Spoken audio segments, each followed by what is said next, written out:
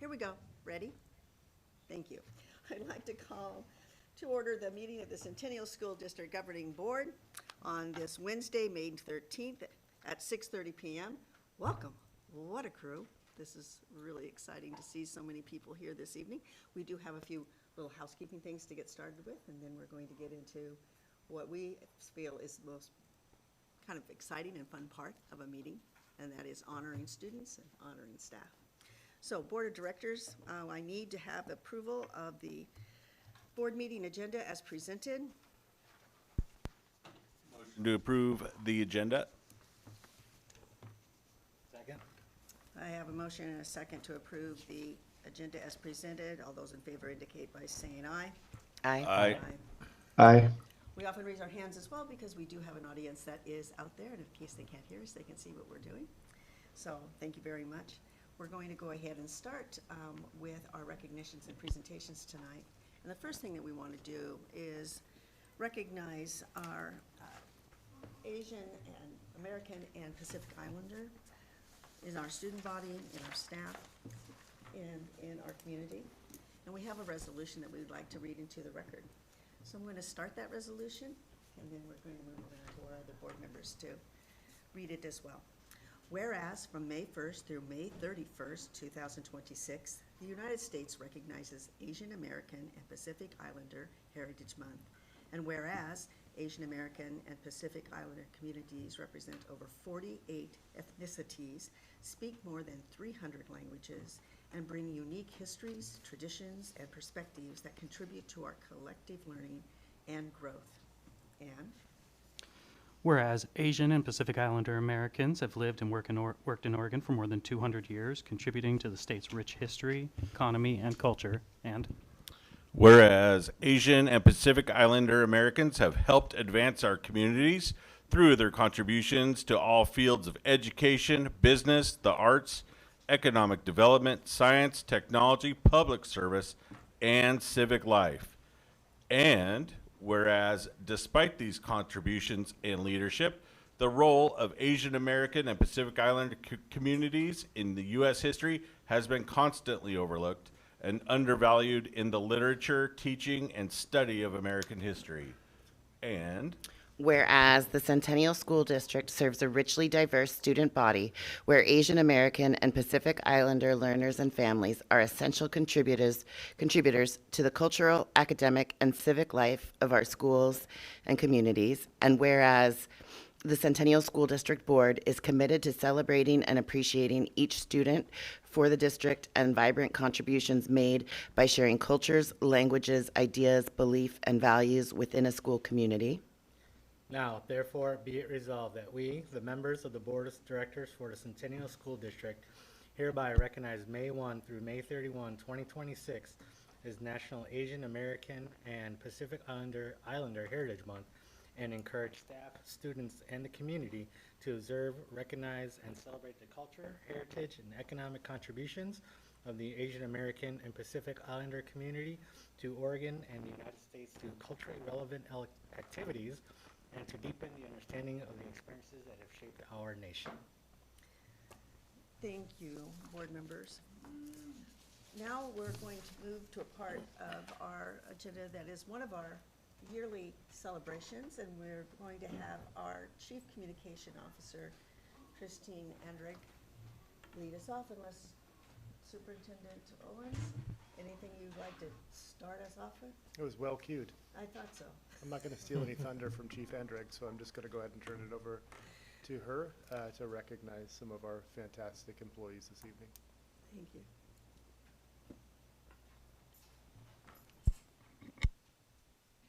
Thank you, Board of Directors and Superintendent Owens. It is an honor tonight to present our 3 recipients of the 2026 CCC Award. Each year, Centennial presents CCC Awards to honor employees who demonstrate the values of caring, commitment, and/or creativity through their work in our district. Nominated by their colleagues, the winners of the CCC Award have been recognized for ways in which their efforts have benefited the students, staff, and community of the Centennial School District. This year we have 3 winners who exemplify the CCC values as employees of our district. We will present all 3 winners and then ask that the winners and their nominators stay briefly afterwards for some photos, which Director Shields will take care of, or Board Chair Shields. All right, so first, I'd like to congratulate Adrian Harden.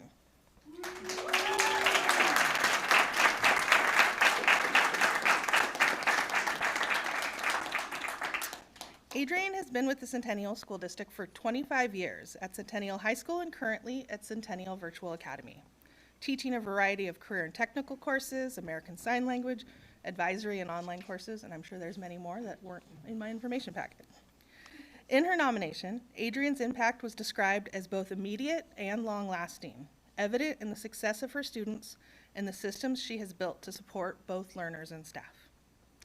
Passionate about the success of her students, Adrian has been a leader in creating opportunities for students that prepare them for their future accomplishments.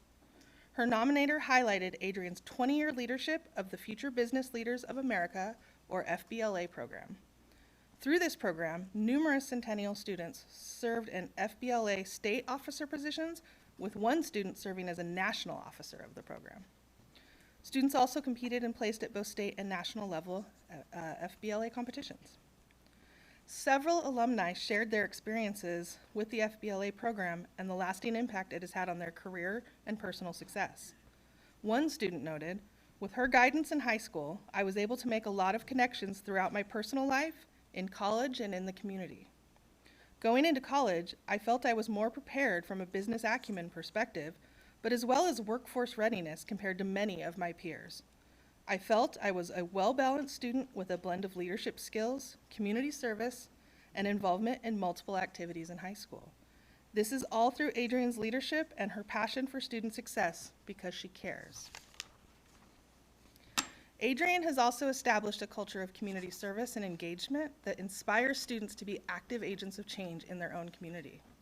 She has helped lead student service activities such as the Eagle Scream Fest, fundraisers for organizations such as the Make-A-Wish Foundation or Hurricane Katrina relief efforts, and a Habitat for Humanity project in which CHS students and staff participated in a group build contributing to a local housing development.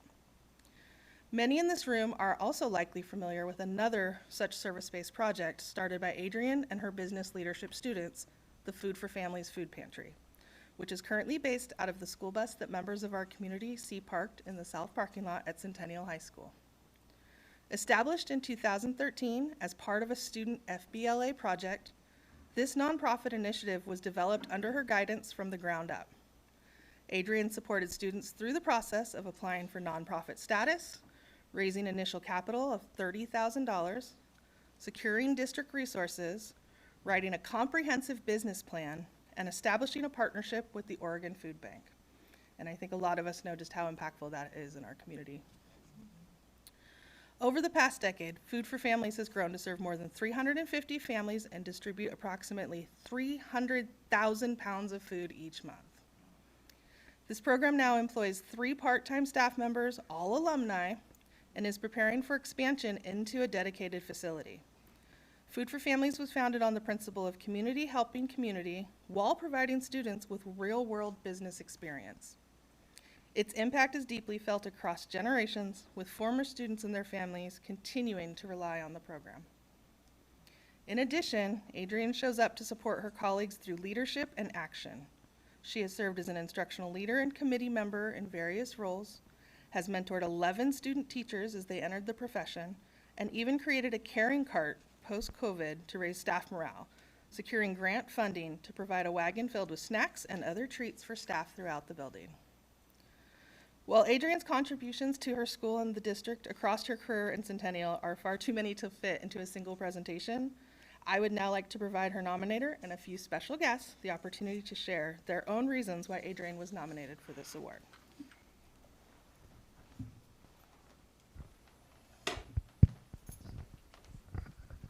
Good evening, my name is Good evening, my name is Jen Long, and I work with Adrian Harden at the high school. In 2000, Adrian Spencer Harden took Centennial by storm. She built a top-notch FBLA program that significantly altered the lives of every student that she taught. After working for decades, Adrian, I can say that she sees solutions, whether it be to hunger, barriers to graduation, or finding creative ways to boost staff morale. I cannot think of many programs that Adrienne doesn't have her fingerprints on. There are 5 pages, size 10 font, that speak to the difference that she has made in the Centennial School District, not just at the high school and not just out in the community, but also at the elementary school level as well. But you don't have to take my word for it. People were fighting for spots to speak. Let's go. Good evening, everyone. My name is Stephen Digby, a class of... Still a teacher. Still a teacher. To those in the back, my name is Stephen Digby, class of 2007. I just want to say I joined my senior year in the aforementioned FBLA. We won first in state, second in nation, and there's many things, second nationally. There's many things that I take away in this almost 20 year later program that I'd like to mention tonight, and that's this. You can do things the wrong way or Adrienne's way, and I'll let you be the judge of which is encouraged. Adrienne's way is simply this. An educator's role is not to demand perfection, but encourage students to be vulnerable and push themselves beyond what they perceive their comfort zone at the time. Adrienne's way is why I felt wildly overprepared at Oregon State going into the College of Business, even competing against many folks who came from college prep schools from around the country. Go Beavs. I'm now a top performer in a highly visible software sales role. And because of Adrienne's way, I often fly anywhere in the country to speak comfortably in a room full of strangers, just like tonight.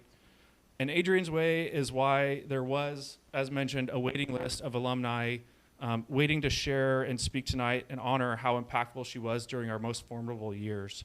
And so to the legacy leaders here tonight and those who are on the call, and to you, Adrienne, thank you for holding us to a higher standard. We all appreciate it, we all see it, and we all deserve it.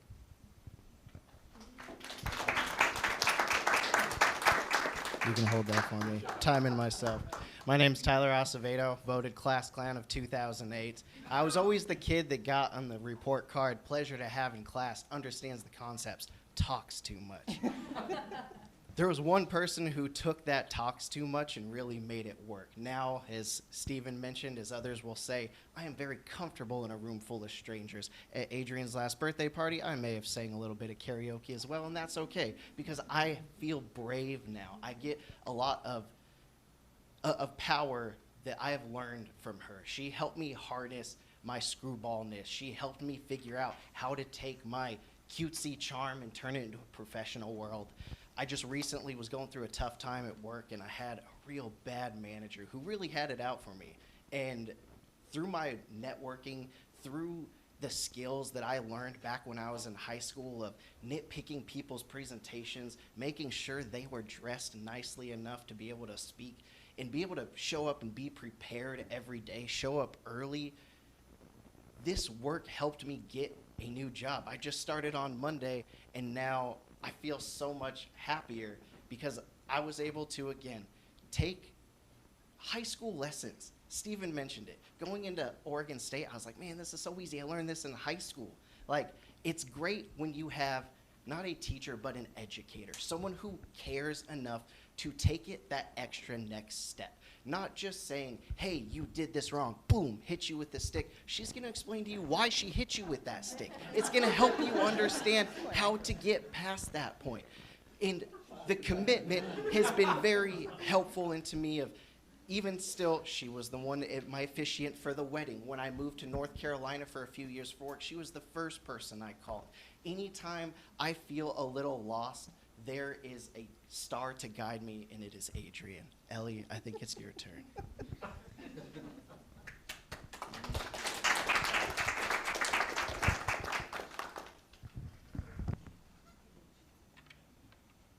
Hi, everybody. Can you hear me okay? Yep. Perfect. Okay. Hi, everyone. It's nice to see you all. My name's Ellie Mangum. I graduated from Centennial High School in 2016.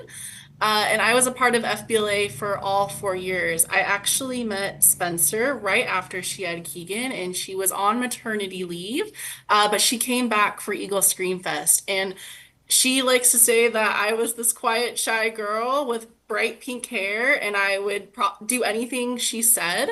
And she really poured into me all 4 years that I was in FBLA. And I think she really helped me blossom in my confidence. I'm not in the room tonight because I am actually was invited to a national conference with healthcare leaders from across the country. So I'm meeting with CFOs and CEOs from federally qualified healthcare clinics. And part of the reason why I am so confident with talking with these leaders is because of all of the time and energy that Spencer spent on me, teaching me how to speak properly and elegantly and answer questions, and all of the hours she spent reading our reports for national competition.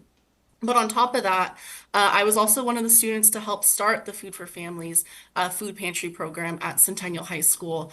And part of the reason why it has still been going, 10 years later is because of her guidance and her encouragement and her support. The organization would absolutely not be here without her. We fed 17,000 families in the community with over 700,000 pounds of food. So we are making a direct impact on our community in helping people where sometimes they have nowhere else to go. We've had families come and say they had to make the decision between paying their electricity bill or paying for their family's meal that night. And because of our organization and because of Spencer's work in helping us begin this organization and continued support, we're able to support thousands of families in this Centennial community. So I'm so glad we are taking the time to recognize Spencer for all of the work she's done and for all of the time she's poured into all of us. So yeah, thanks for letting me speak.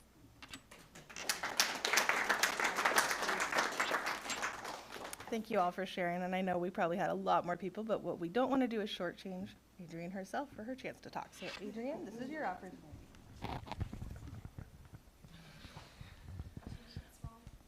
That's gonna be less than that. Thank you, everybody. I really appreciate this.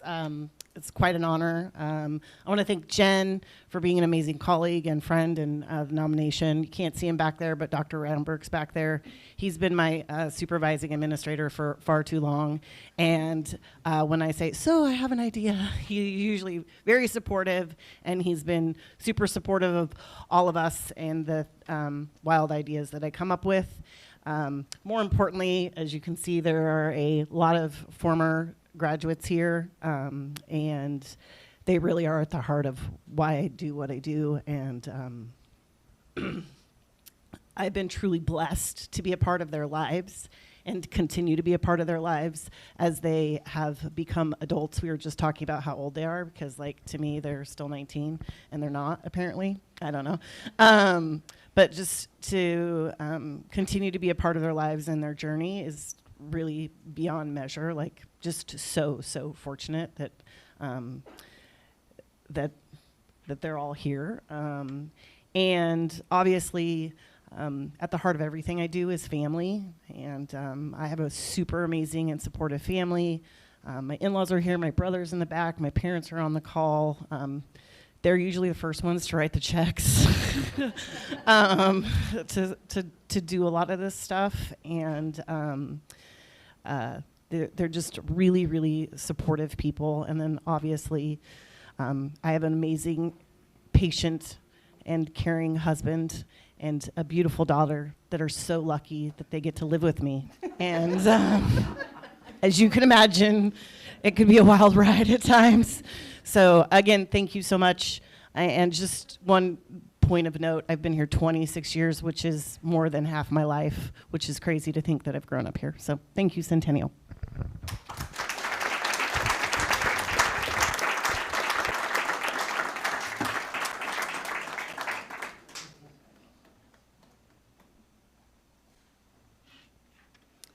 All right, thank you, Adrienne. Slide deck.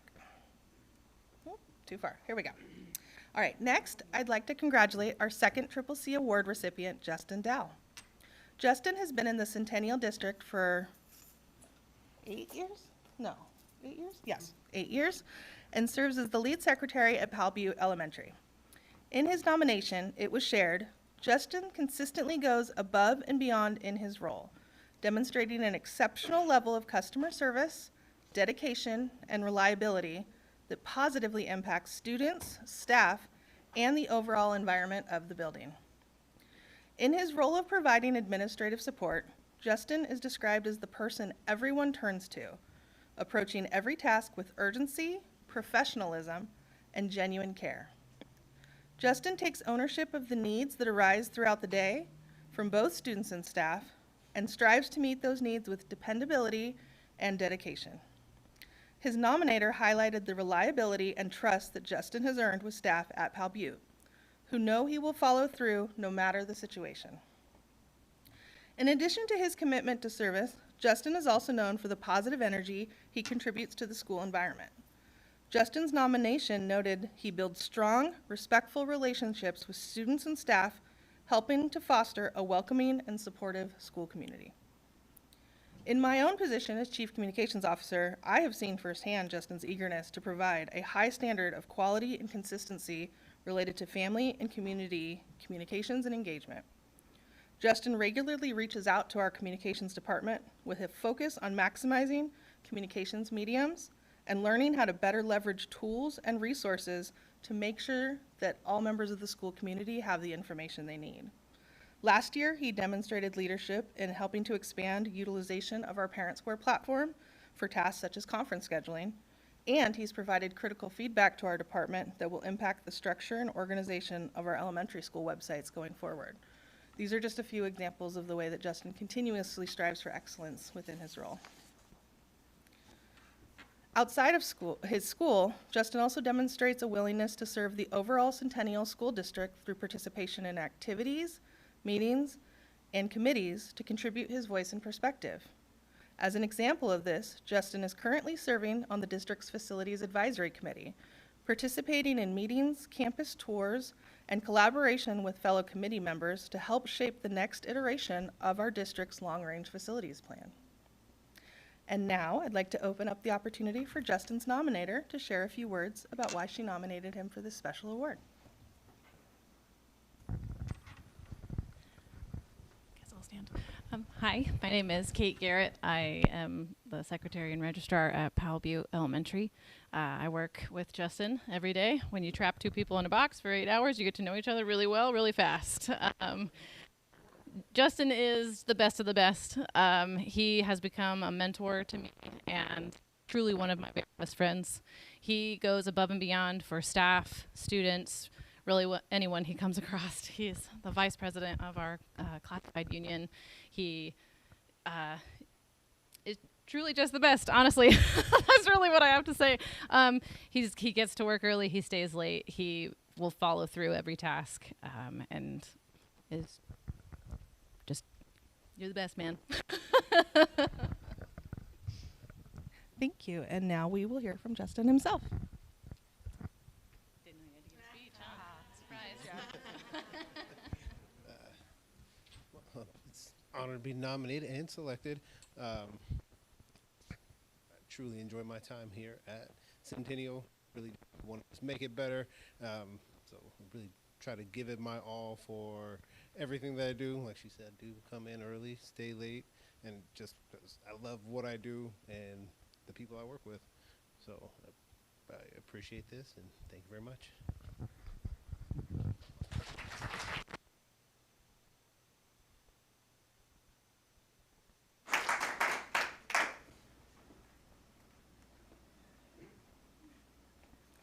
Thank you, Justin. And finally, I'd like to congratulate our third CCC award recipient, Pia Watzig. Did I say that last name right? Yes. Pia has been with the district for 3 years and serves as the Nutrition and Wellness Coordinator in our Dining Services Department. Her nomination described her approachable and uplifting presence, noting her positive attitude, warm smile, and can-do mindset that make her someone that staff naturally turn to for support and collaboration.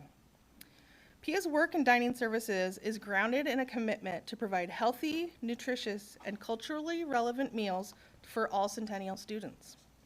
She successfully relaunched the Fresh Fruit and Vegetable program and regularly leverages partnerships to bring locally or regionally sourced ingredients into the district.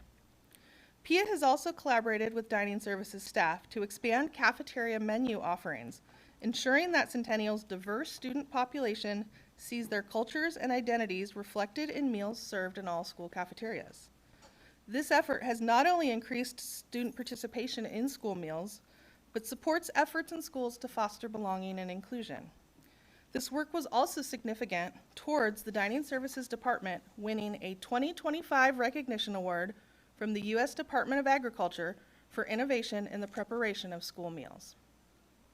PIA has played an important role in the operational effectiveness and staff morale of the Dining Services Department. Her nominator highlighted PIA's efforts to build strong relationships across departments and foster a team-oriented environment where people feel valued and supported. PIA takes a lead role in mentoring new managers, offering guidance, encouragement, and hands-on support. She additionally utilizes her bilingual skills to communicate and provide staff training in multiple languages, ensuring effective, clear, and inclusive communication across her diverse teams. PIA supports staff district-wide through her leadership of the Working on Wellness, or WOW, committee.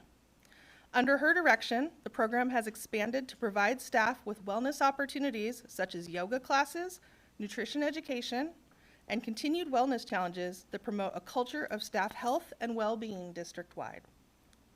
PIA's investment in the Centennial community, both as a staff member and a parent, is evident in her frequent attendance at a variety of music programs, sporting events, and other school activities, demonstrating her genuine investment in the lives of Centennial students beyond our school cafeterias. She is also participating in the Facilities Advisory Committee, bringing her operational knowledge to this volunteer role. PIA is described as bringing an energy and enthusiasm to her work that is both contagious and motivating. As described in her nomination packet, PIA's contributions extend beyond operational improvements. She is shaping a culture. And now I would like to provide her nominator an opportunity to share some more information. Hi, I'm Kim Burns, the Director of Dining Services. I was happy to nominate PIA for this award. Everything that's been said already is true. We've definitely added a lot of cultural diverseness into dining services, really making our nationwide this year. Getting the USDA award was truly an honor for Centennial, and it was really great to see PIA's innovativeness being shown.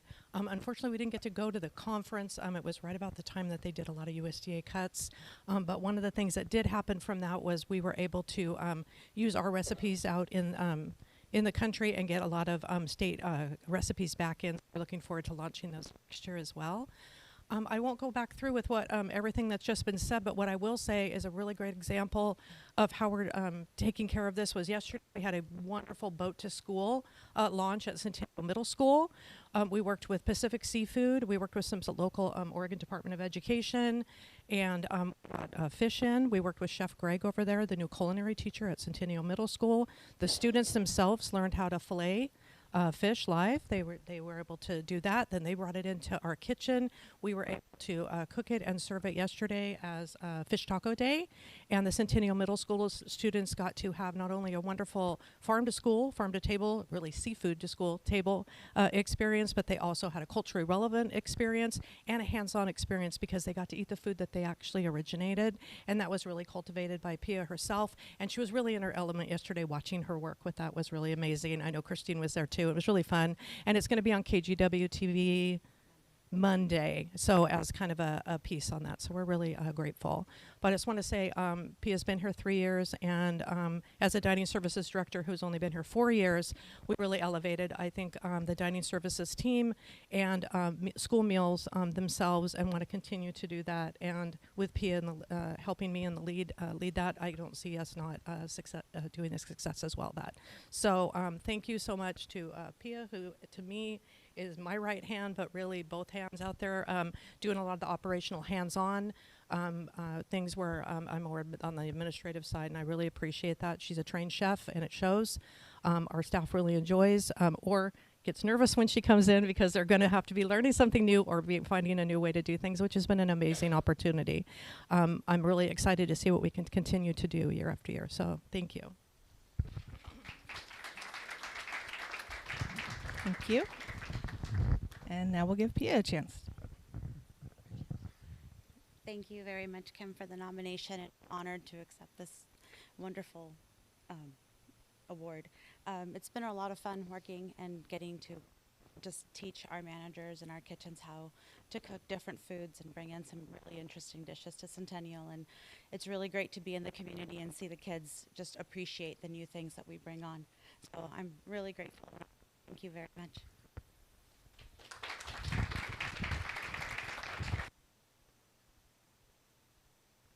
All right, let's give a final round of applause for this year's Triple C Award recipients, Adrian Harden, Justin Dow, and Pia Watsing.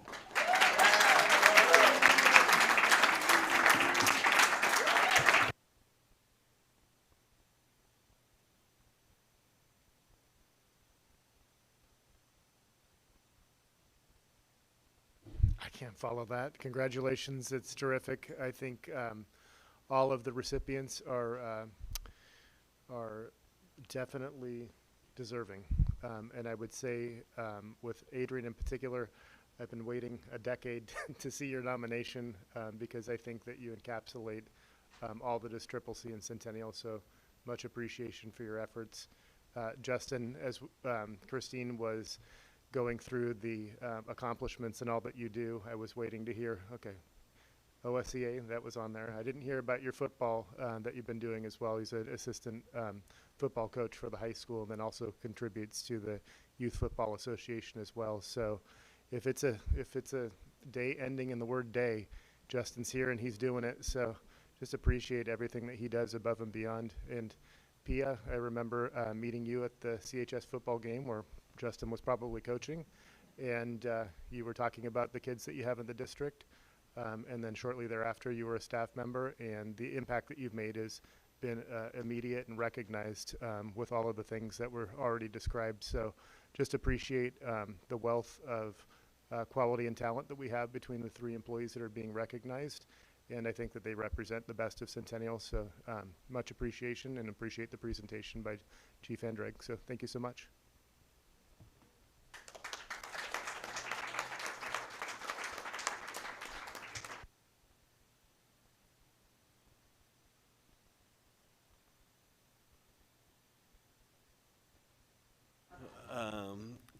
Well, congratulations to all three of you. You all are not just great members of the Centennial School District, you're all great members of the Centennial family and our community, and you all go above and beyond what your tasks may be. And it's just really incredible what you all three of you do.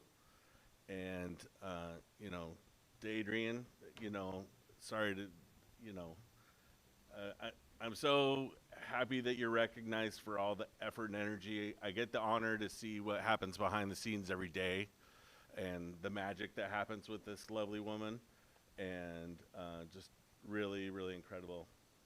Great job, honey. And thank you to all the students. I mean, that you guys truly are why she does what she does and why you guys keep her going. And thank you so much for showing up for her today. It means a lot. And thank you to all the family that came. And Jen, nice job. Well done. Reed, thanks for coming. Great job for you too. So, thank you. I think Triple C is one of my favorite meetings of the year because I know we have so many staff that are doing so many incredible jobs that we could pick any one of them. But the three that we highlight at this meeting, I'm just so excited to get to know more about your story. I've known each of you, and tonight I feel like I got to know more about your story and more about what you do here. And we're just so grateful to have you all in Centennial. Thank you for continuing to show up every day. That's what makes it work. I appreciate you all. Thank you. Congratulations to all three of you. It's simply wow is all I have to say. It's truly amazing to hear the work that you contribute day in and day out to our students in our community. When I think of what a well-rounded educational experience should be, it's something that nourishes the mind, the body, and the soul, and we're doing that. And the three of you absolutely embody that, every single one of those elements. And it's awesome, and I'm so glad that you're part of Centennial and that I get to see and witness what you do every day for our entire community. Congratulations again, and thank you so much.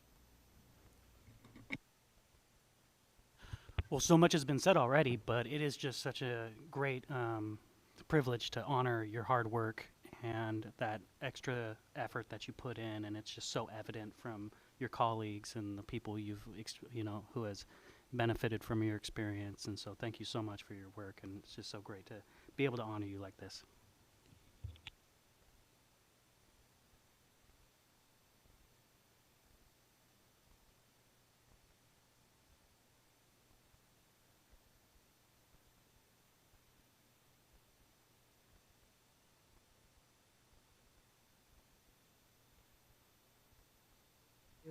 Hi, Director Newman, do you have anything to add?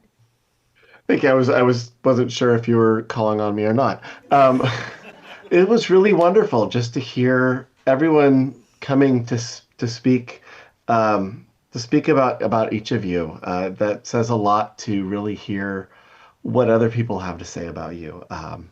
I've come across all of you in different points in my short period on the board, and I've been really impressed already. And like Director Lynn said, so much has been said already, but I do want to also extend my thanks and gratitude and congratulations to all three of you. Thank you, everyone, for attending this evening.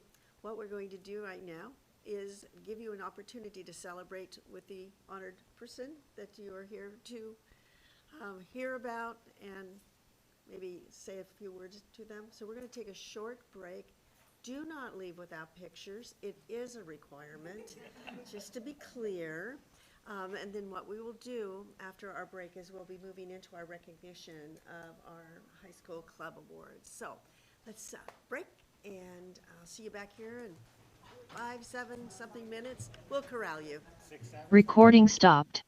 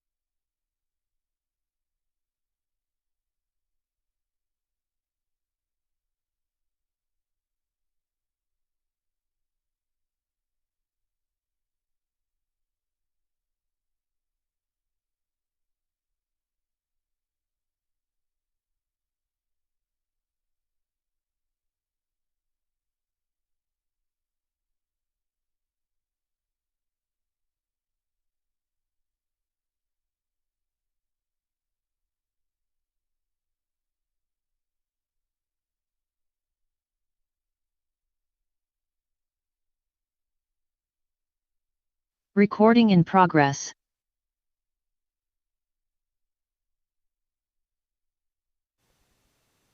We're going to come back together with our next celebration this evening. This is our recognition of the Centennial High School Club Awards, and Superintendent Owens, I'd love for you to start us off, please. All right, our Centennial High School has so many accomplishments. This last weekend we had the performance arts of a musical. Last time we were here at a board meeting, we had our athletics presentation, and now we have some additional presentations with our CHS Club Awards. So I'm going to go ahead and turn it over to Principal of Centennial High School, Marin Miller, and he is going to initiate the recognitions for our various clubs. All right, well, thank you, everybody. We have several people here tonight, so very excited to have and be able to award so many of our academic and clubs. And so one of the things we're going to be starting off with tonight, and this program has been growing, is recognizing our biliteracy seal. So talking a little bit about this is Reed Scott Schofbach is going to be talking a little bit about this.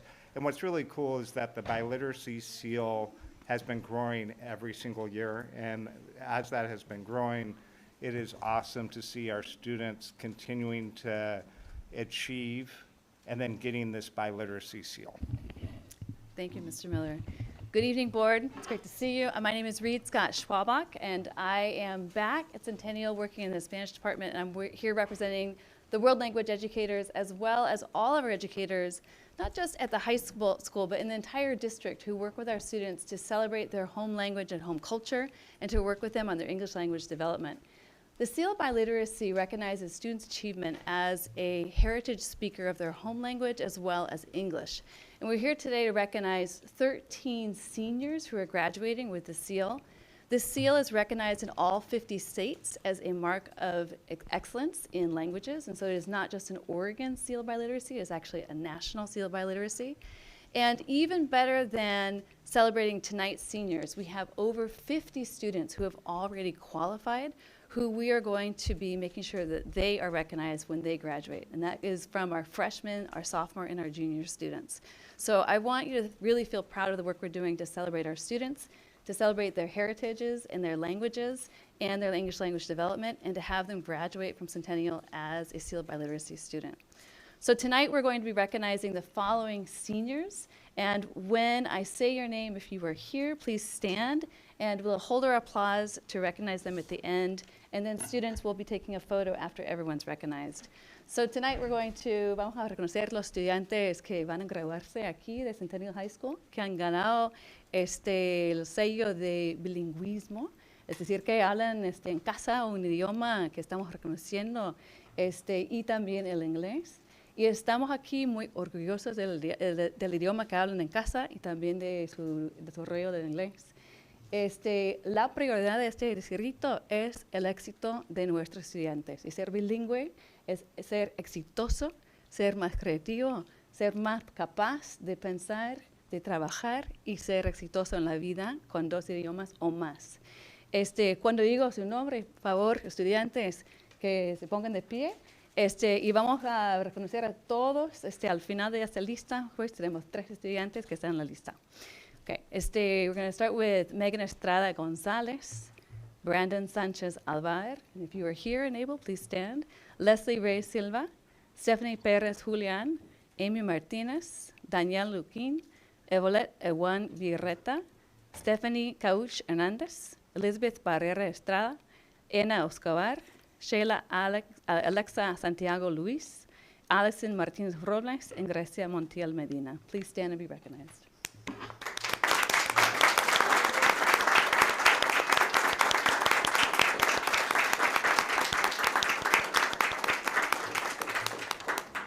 And again, students, we are so proud of your work. We are so proud of your bilingualism, your biliteracy, and we look forward to seeing what you do with all your creativity and your languages after graduating from Centennial. Let's give them all another round of applause.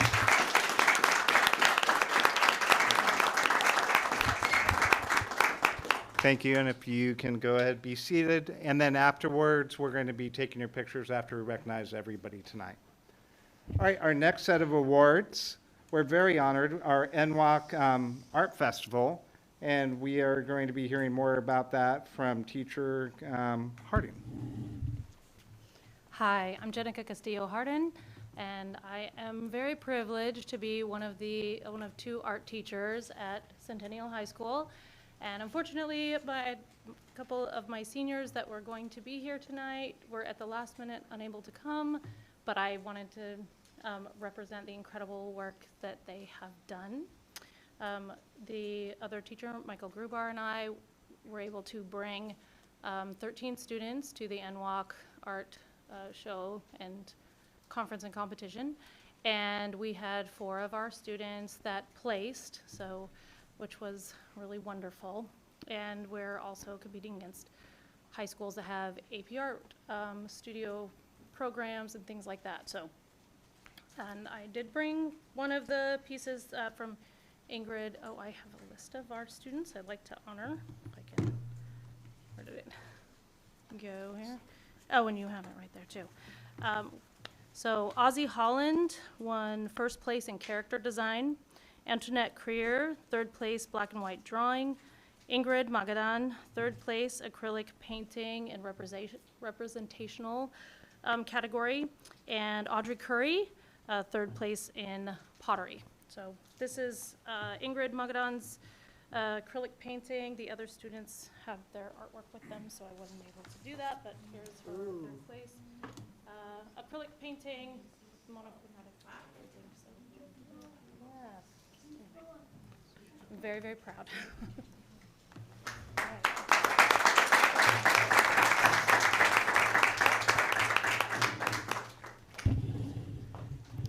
All right, Kelly McCarty is our drama theater teacher, could not be here tonight. So I also want to announce or let you know we're very proud. On April 9th through 11th, we had 18 drama students travel to Salem, compete in the state drama competition. They competed with over 2,000 other students, had a great opportunity and showcase. We want to congratulate, although she couldn't be here tonight, Nicole Allen won Superior, and then a perfect score was a state qualifier in solo acting competition. Let's give Nicole Allen a round of applause.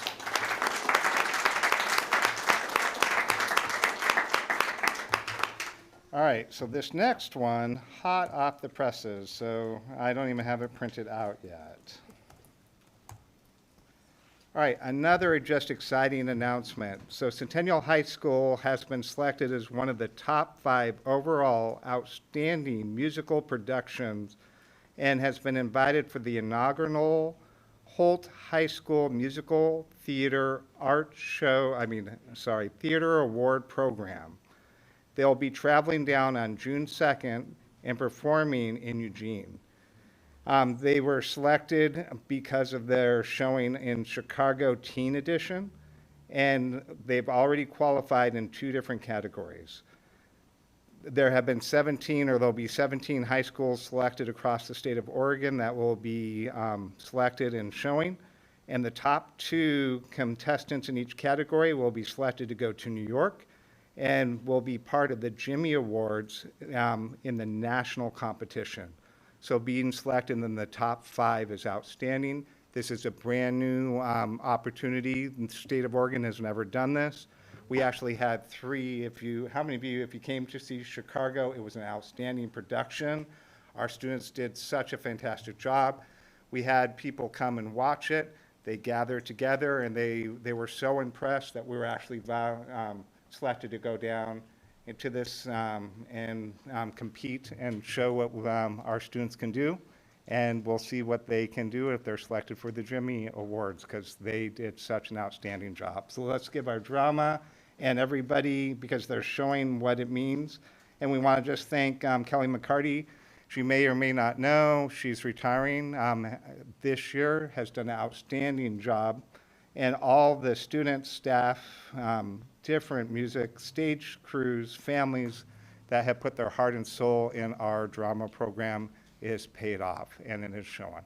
So let's give them a round of applause.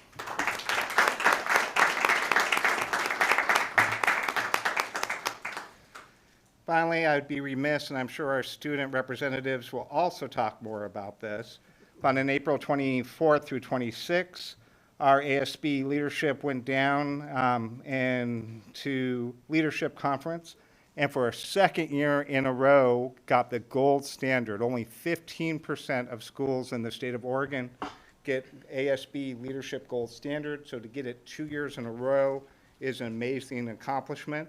We went down and achieved that accomplishment. So give our ASB a round of applause. That is very satisfying. So those are just some of the great things happening, and we would like to recognize happening at the high school. So let's give them all a round of applause.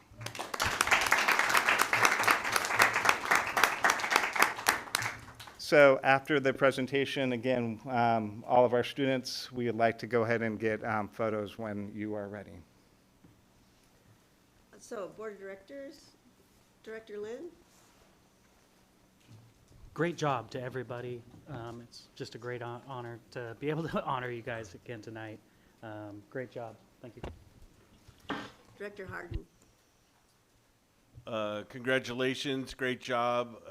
Appreciate you doing all that you're doing. Thanks to all the parents and guardians who are helping the students along. Thank you to all the staff that help the students along. And congratulations and great job. Director Solosky? Yeah, I just want to echo what everyone has said. Our students are always super impressive. I love getting to hear about more of the artistic side of what our students are capable of. And so I really appreciate the, hearing more about art and drama today. And for those of you that have received that biliteracy seal, I am so impressed and so proud of you. You should, and your parents and your family should all be very proud of you too. Good work. Thank you. Vice Chair Maury? Yeah, great work and congratulations to all of you. Listening to all these accomplishments, it makes me want to go back to high school and do it all over again. It really does. But it's amazing what you're all doing, and it's just an honor to be able to see it. So congratulations again, and keep making us all proud. Superintendent Owens? Yeah, I would say our district mission is collaborating in community, cultivating equity and inspiring excellence. And I think that what we've seen this evening is a culmination of that. There's so many different avenues and ways for our students to demonstrate excellence. And it's just great this evening to see the examples that were demonstrated in terms of the ways that they're doing that. So appreciation for the high school and the educators and the students who came this evening and shared what they're working on and the accomplishments that they're making. So thank you, Mr. Miller. Thank you all. And as Principal Miller said, you're going to have an opportunity to gather together and take some pictures. I really appreciate seeing the littlest ones here to see what their big brothers, sisters, cousins are doing. So thank you for coming along and being such good and patient people amongst us. So we're going to go ahead and take a break. Let's have our pictures, and then we'll come back for our Patrick Lynch presentation. Thank you. Recording stopped.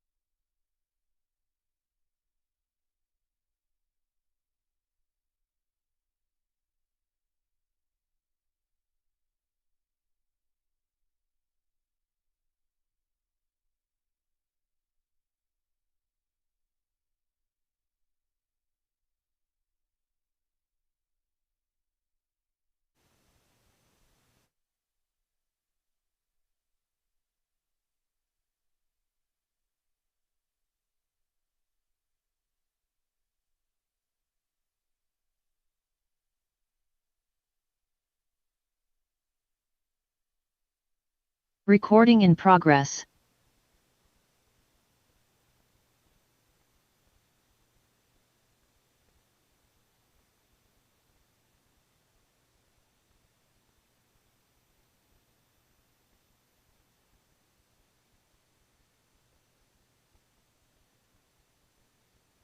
Absolutely. So as I've mentioned throughout the year, you hear from me a lot about Roadmap 27 and the things that we do at the district level. And then it's great to complement that with school-based presentations so that you can see how the strategic plan is being enacted in our respective schools. So this evening, we have an opportunity to hear from Patrick Lynch Elementary Principal Leslie Van Cleek, who is going to be presenting about the work that is happening at the school. And as a proud Patrick Lynch Elementary alumni myself, I seem to say that a lot about a lot of the schools here, but this is another one of the schools that I attended as a student. And so it'll be great to hear about what's happening there. So I'll go ahead and turn it over to Ms. Van Cleek, and just make sure on your microphone if it's green. Perfect. It is now. So when we were given this assignment, the idea was to really highlight students and student voice.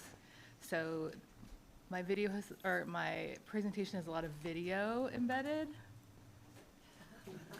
We're gonna hope we can all hear it. We practiced, so it should be fine. Oh, hi. So I'm gonna talk about our school improvement plan, but what I'm gonna highlight tonight is belonging, which was one of our North Star goals this year, is student belonging.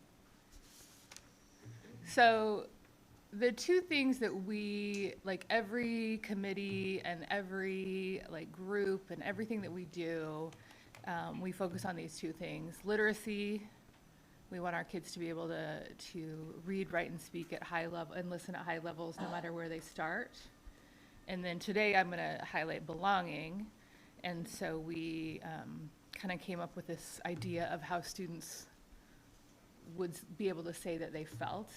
They might not use these exact words, but I feel seen, I feel safe, I feel valued, I want to come to school, I feel brave enough to try hard things, my identity is a strength, my culture is important, school is a place of joy. So those are our two North Stars this year. And this group of people on the side, those are all staff, and they have had, they've played an instrumental role in the very specific thing that I'm going to talk about, which is our 4th and 5th grade advisory program that we started this year. Oops, I went too far. Sorry. So yeah, like I said, tonight we're going to focus on belonging. This is a picture of our brand new 4th and 5th grade choir, which is part of our 4th and 5th grade advisory program. And they played at they sang at the 4th grade recorder concert. Also a good time. So the 4th and 5th grade advisory was born for us about a year ago at the Spring 2025 Data Summit. We were looking at our student perception data, which is in elementary schools case 3rd, 4th, and 5th graders, how they feel kind of about a range of things. And one of the things that I believe really strongly, and I think my staff does too, is that kids will show up and try their best if they feel comfortable and safe and welcome. And if they don't, they might not. And so we looked at that data and we decided to try something new this year called 4th, 5th Advisory. The data that we looked at that we were concerned about was only 63% of our students, 3rd, 4th, and 5th graders, answered positively the statement, "My school is a happy place to be." And as they got older, the scores got lower. So like our 5th graders had the lowest scores. And actually in sort of a 3rd through 12th grade, like whole district picture, we kind of see that trend. The older kids get, the less they sort of feel like, yay, school. 84% of our students agreed with the statement, "My school is welcoming and safe," and 73% of our students agreed with the statement, "I feel like I belong at this school." And that's not great. That's not, that was something we decided we wanted to tackle. So we came up with advisory. It happens on Wednesdays. We have 8 teachers participating. So our 4th grade teachers, our 5th grade teachers, and several of our specialists. We take the 4th and 5th graders and we divide them. We've combined them into one big pile and divided them into 8 groups. The first beginning of the year was all sort of introduction, lessons about identity, getting to know each other, things like that. And then once they became a little bit more cohesive, we started clubs. So we're in our second round of clubs, and they are thrilled. They're beyond thrilled. So this, if we can hear, this video talks, this is one of our advisory teachers talking about why we do it. Hi, I'm Miss Whitehurst, and I was part of the team that came up with advisory. It started from one of our data summits and looking at our student survey data, and we noticed there was a gap in responses, particularly about student voice, about sense of belonging, and feeling like school is a welcoming place. And so we thought we'd give them a space to connect with other kids, to connect with other adults in the building, and to explore some interests that they may already have to make some easy connections with other kids around. And she played a big role in helping me put this video together, because right now she's advising the yearbook club, and that's actually who is going to come to the Portrait of a Graduate thing next week, the week after. I'll be there, I promise. And so the yearbook committee, all kids, 4th and 5th graders, helped me with all of these videos. Oops, hold on. This is a student talking about what is advisory. And at the very end, she talks about bullying, but it's really hard to hear her, so I'll repeat it if we don't hear her, understand it. Hi, my name is Lilith. I am in 4th grade, and I'm going to tell you what advisory is. Every Wednesday after the teachers take attendance, we go to advisory. Advisory is a fun place where people can feel safe and make new friends. Some things that happen in advisory are we can show our creativity in clubs like Live Go to an Art Club, but we can also work together in clubs like Morning Announcements and Yearbook.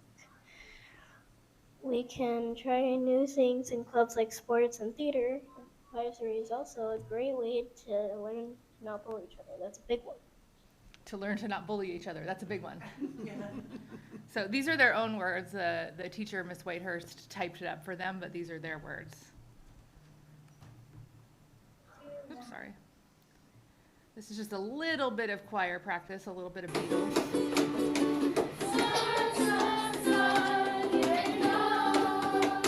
Last one.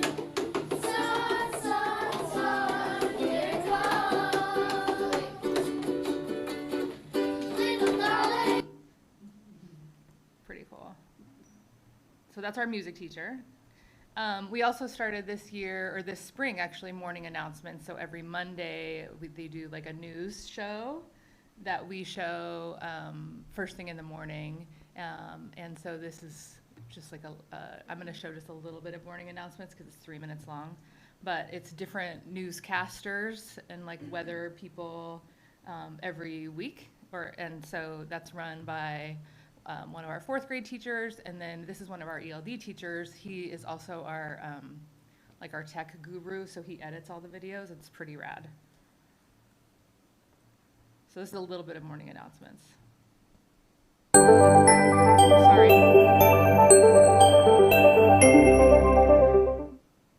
Good morning, Lions. Good morning, Lions. My name is Maya. And my name is Omar. Today is Monday, May 11th, 2026. Let's take a look at the weather this week with Lynn at the weather station.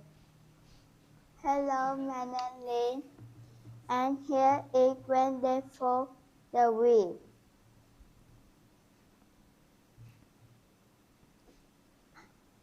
Monday, we spent 7, 8 degrees, and Tuesday, we 7, 4 degrees.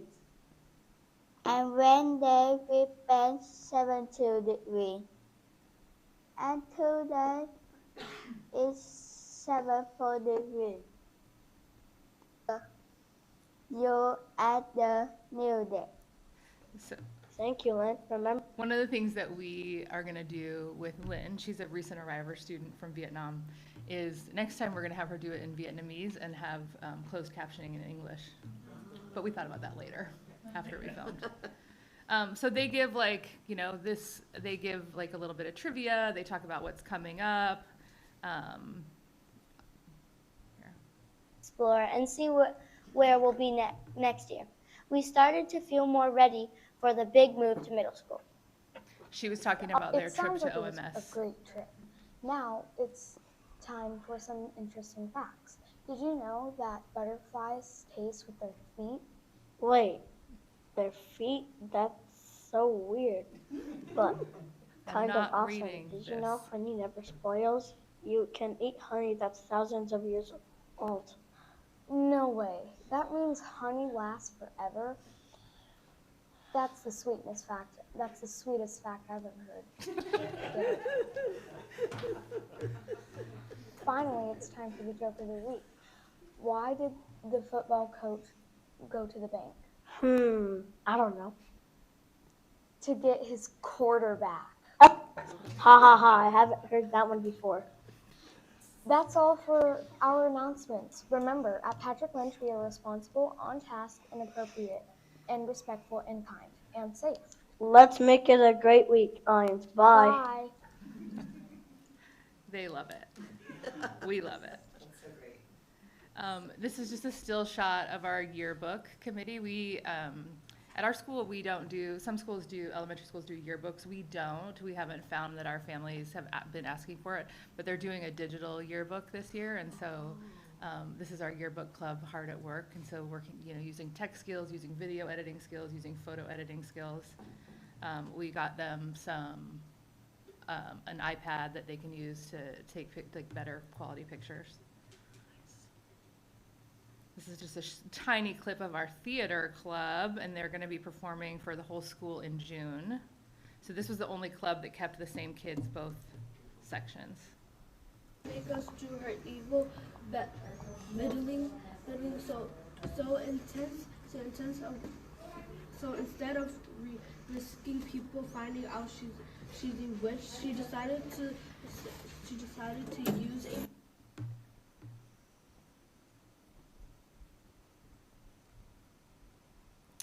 We also have a coding club, and it's one of our reading teachers is the advisor for coding club because she happens to know quite a bit about coding. I did not know that about her. And so they've done a few things with like how to make a website and how to make like real simple video games and things like that. It's very popular. And also a little gender one-sided, which is interesting. This is another one of our students talking about how advisory is supportive, and I don't know how well you'll be able to understand her. She talks really fast because she's nervous. Hi, my name is Bridget. I think we should do advisory again because it lets kids have fun and try a bunch of different things. Having things that are a little fun helps kids want to come to school or distract them a little if things are really hard or if they're having a really bad day. I hope other schools think about doing advisory too. That was her talking about, my favorite part of that is when she talks about how it can distract them if they're having a very hard day.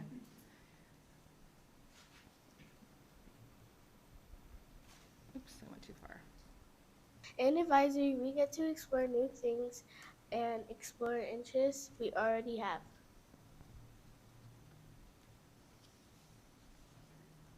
All right, this is just our last little selling point for advisory. We love advisory!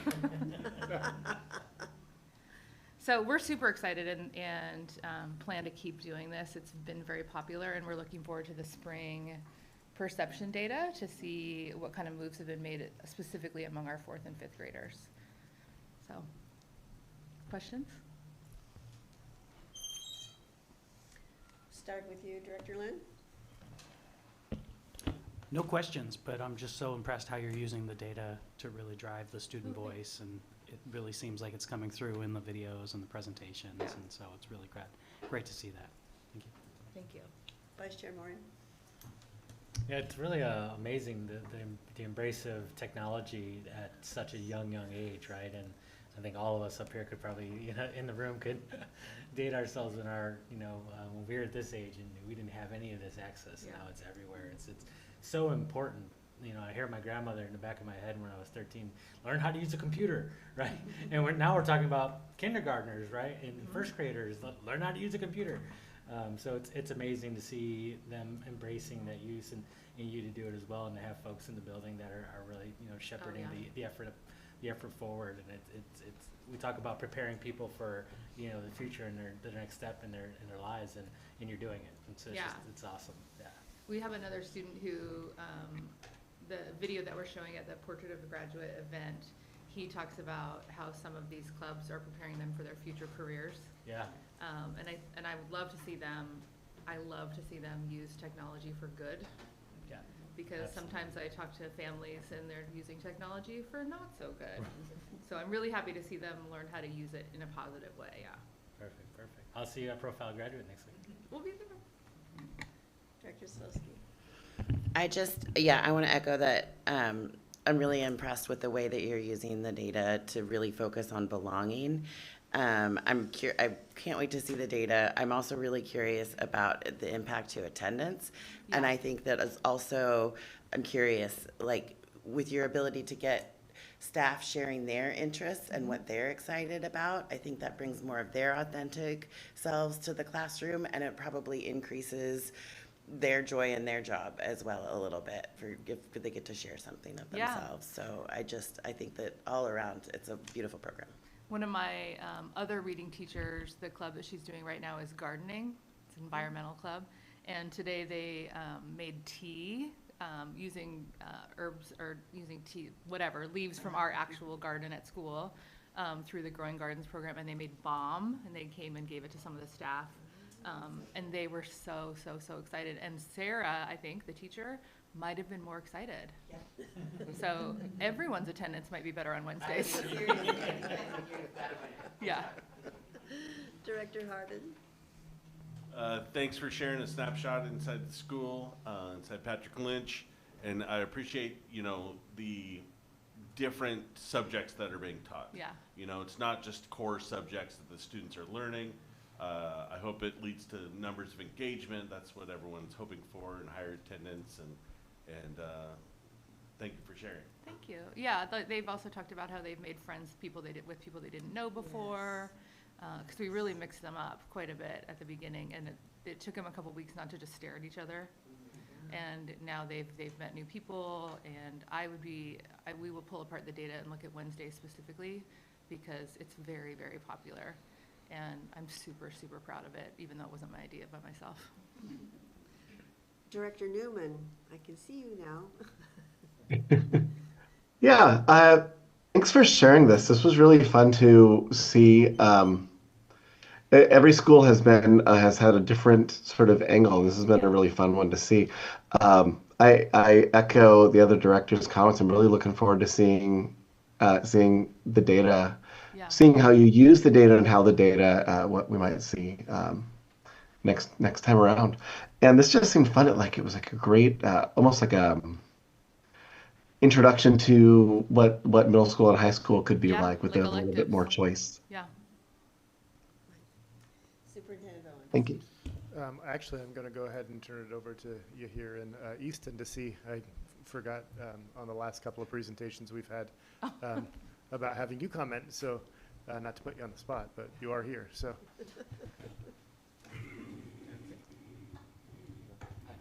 Great. First of all, go Lions. I'm an alumni from Patrick Lynch. And it's honestly cool to see how everything has developed. I think when I was there, we didn't have all of this. So it's nice to see that students are engaging more in what they want to do and what high school could look for them. So thank you. Thank you. I believe it's really cool and a great opportunity for the students in the elementary school to have outlooks on what future careers they can have and just the opportunities that they have. And it's just looks like a really fun time that I wish I had when I went to Patrick Lynch in elementary years ago. So there's a line from Patrick Lynch to ASB, it seems like.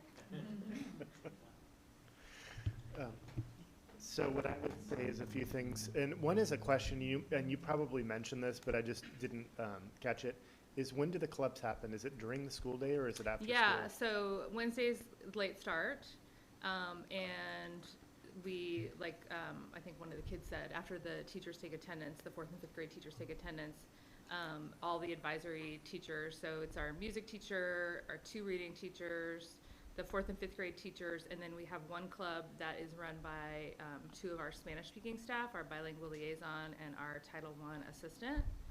So there's 8 clubs, and they all kind of come to the intermediate wing and pick up their various groups and take them to different spots in the school. So, what else did you Great. say? That was what you asked, right? I was just wondering if it was inside or outside of the school It's, day. oh yeah, so they do it right after they take attendance, and because we don't start specials, so PE, music, library, until a little bit later on Wednesdays, so we have time, it's about 45 minutes long. So what I would say in addition to that, thank you, is, and a few of the directors have mentioned this as well, I speak to you about the data summit, but sometimes I feel like what I share is a little high level and ethereal, and it's good to see a concrete example of how that data is then impacting the student experience in terms of the choice making that the educators are making relative to the data that they're seeing and how they can best impact that. And so this was a really good example of how that is permeating the school environment.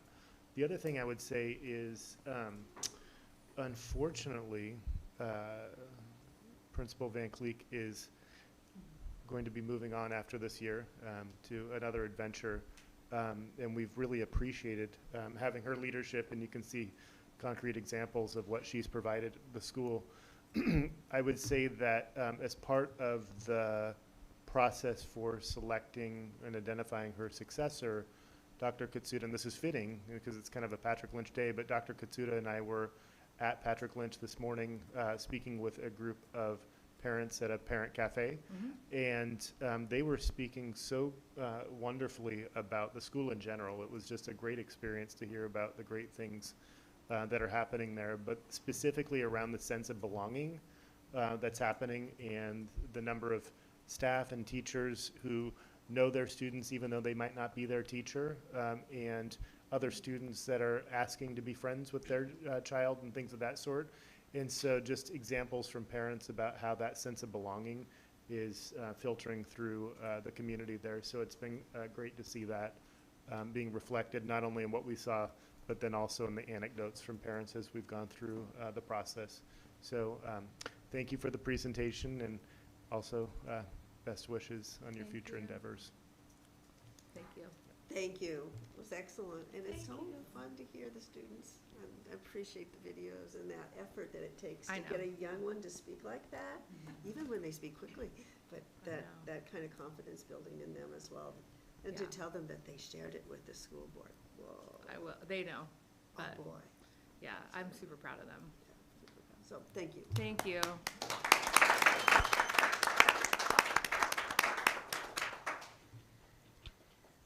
Board members, if you indulge me, I'm going to move the student representative report up because you guys have been sitting here for quite a while and I know you have so many things to do. So if you wouldn't mind giving your report right now, if that's okay.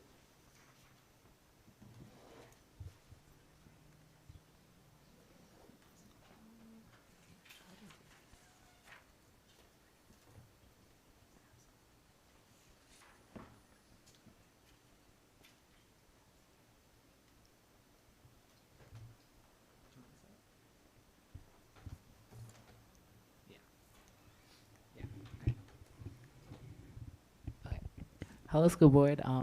Thank you for this privilege and honor. This will be, I think, my last presentation, and then it'll be Easton making the slides. So that's so great. I'm not the most advanced in Canva, if you guys know what it is, but yeah. So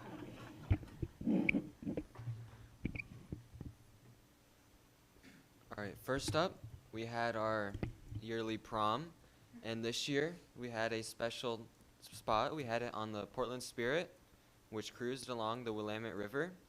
It went from 7 to 10.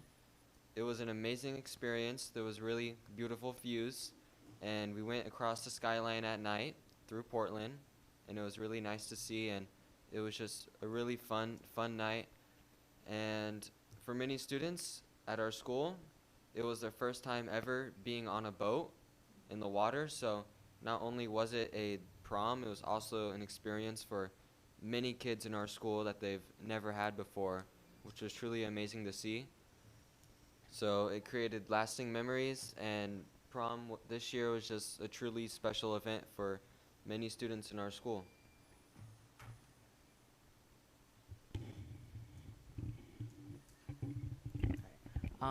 Mr. Miller already talked about this, but I think, was it 2 weeks ago or a week ago? Yeah, 2 weeks ago, our student council went down to Seaside for the Oregon Association of Student Councils statewide conference, and we won the gold standard twice in a row. Well, yeah.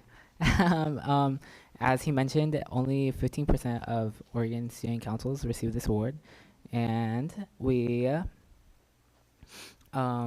recognize the hard work and the leadership that our student council has provided, but we also wanted to recognize the students and the staff because they also received this award.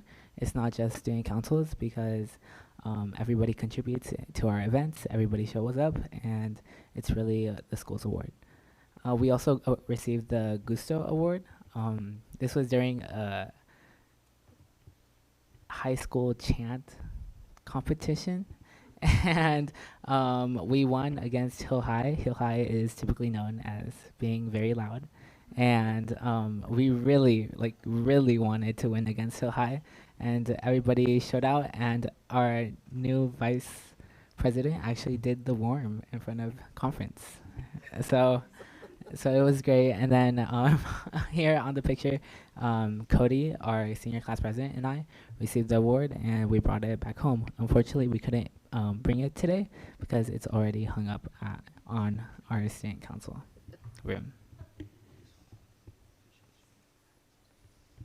Yeah, maybe Alex will do the worm right here. We also did the CHS workshop at the conference. Different schools and organizations do workshops, and we've emphasized a lot on our teddy bear drive, so that something I learned or heard at the conference was that if an idea works at our school and it's a good idea, it should also work around other schools. So I really thought that the Teddy Bear Drive, the Unity Week, the Eagle Care Drive, which we heard about with Ms. Harden, and how the Eagle Drive tied in with Food for Families. So I really wanted to highlight these three events because I think they should be able to work everywhere. Oh, and then we also have a picture of our whole student council.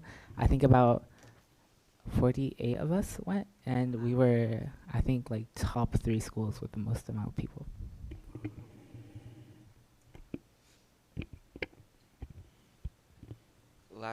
Last week was Staff Appreciation Week, so of course, as student council, we wanted to show love and appreciation to all the staff in our building that gives hard work to us and that really care about us. So we celebrated our teachers and our staff by doing something special each day of the week. One day we provided coffee. We also handed out goodie bags to each and every staff. We organized painting activities, and we wrote notes with positive messages to show our gratitude for everything they do. And we also went up personally to, if any member of student council or any student had any like close relationships with teachers and they wanted to show their appreciation and go up to them, we gave them opportunities to go up and just speak with them one-on-one and just tell them how much they've appreciated them and how much they've cared for them through their high school experience. And majority, I mean, all teachers appreciate hearing that from their students because they just care so much, and it's really nice for us to be able to tell them how much we actually get from it and how much their appreciation for us we also appreciate it, and we're really thankful for all the hard work they do. Yes, and touching back on teacher appreciation, I think for the notes that students handed out to the teachers, we recorded them, and some teachers, like, we saw how like we got an instant smile out of them, and some of them like almost started crying. And we're going to make a video with all of those, and we're gonna showcase it on our Instagram, and I'll send it to Miss Missy so that all of you can will be able to see. Next up, we have our new leadership. My term has ended, and tonight I am excited to recognize and introduce the newly elected student body leadership team for Centennial High School for the upcoming school year. These two students have already shown tremendous dedication to our school community, and we are excited to see their impact they will continue to make as seniors next year. Our newly elected ASB President, Easton Hopkins.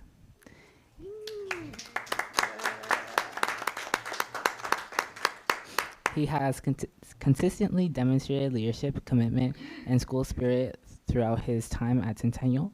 Prior to being elected president, Easton served as the ASB vice president, where he played an important role in supporting student activities and strengthening school culture. Outside of student government, he actively is involved with both track and cross country, showing same determination and perseverance in athletics that he brings to leadership. Easton is also a proud former student of Patrick Lynch Elementary. We are confident that he will lead Centennial with positivity, integrity, and pride in the school. I would also like to introduce our newly elected ASB Vice President, Alex Downing.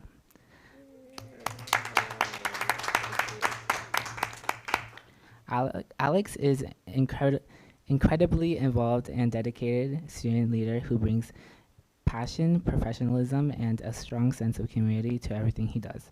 He is actively involved in speech and debate, National Honor Society, and Key Club, demonstrating both academic success and a commitment to service. As a former Butler Creek Elementary student, Alex has already made a meaningful impact at Centennial, and we know that he will continue to be an outstanding representative for our students, body, and vice president during his senior year.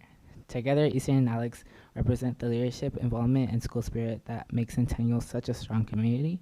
Please join me in congratulating them and their new election and welcoming them into the new role.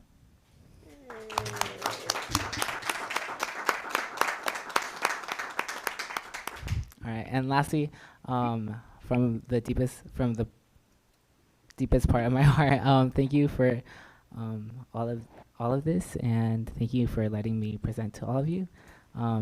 Being a representative at the school district has really opened a lot of doors for me, so I really appreciate it.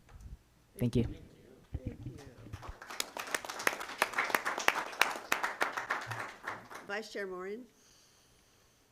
Thank you both. You're here doesn't mean you're graduating? Yes. All right, fantastic. Congratulations to you. Can I put you on the spot for a moment and ask what's next? Oh.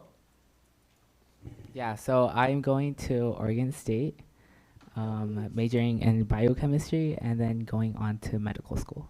Okay. Nice. Great, man. Well, hey, it's been such amazing to have you all year long, and best of luck to you. Come back and tell us what you're doing in future. Director Selesky. Thank you both for your year of service, and I look forward to what the new team's going to bring next year, and I just wish you all the best going forward. You're the confidence, and man, the portrait of a graduate is you. Like as I've been seeing you grow, it's just so great to see, and thank you for coming and sharing your world with us and letting us in.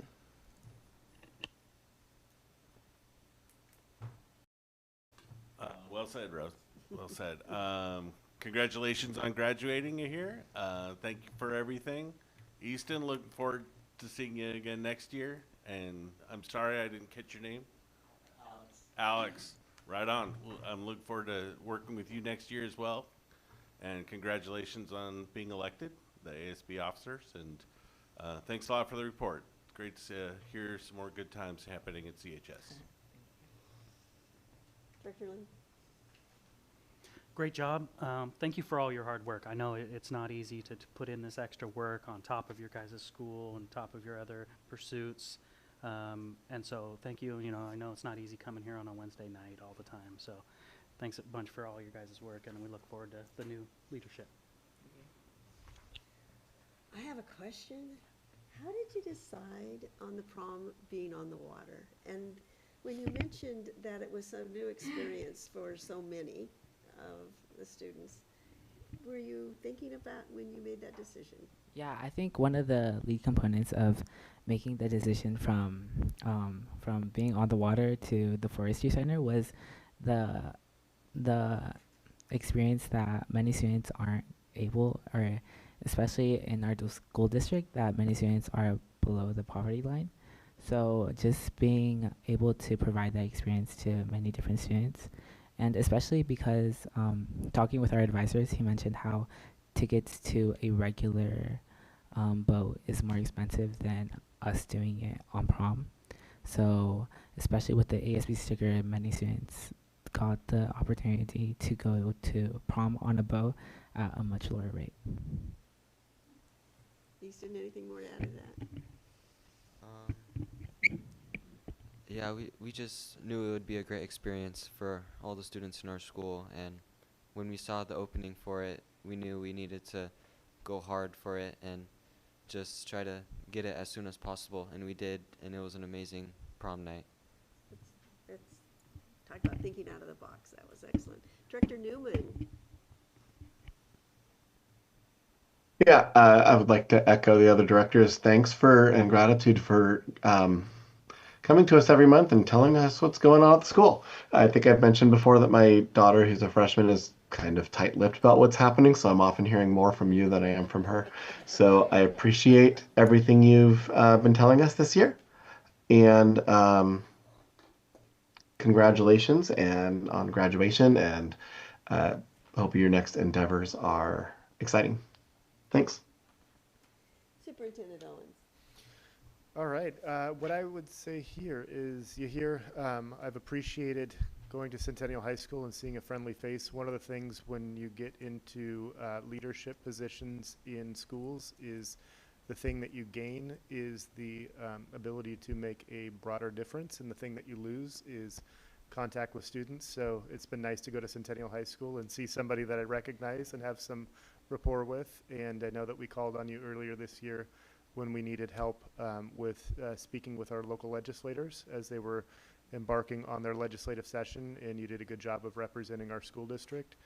And in terms of your representation, I've just been impressed at your selflessness and your thoughtfulness in terms of the student body, and even what you just said about why the prom location was selected where it was has to do with you thinking about the needs of the student body and advocating for those and being very selfless in the process. So appreciate that. And Easton, one of the things I appreciate about the student rep format is I've seen a lot of student representatives over the years, and it's nice to have been able to start with you as a junior and continue with you as a senior in terms of continuity, and to see the growth and maturity just over the course of a year has been impressive. And I think that you delivered your report with no notes, and so that's just a testament to the confidence and development just over the course of this year. And Alex, looking forward to having you, and congratulations on being elected to your position.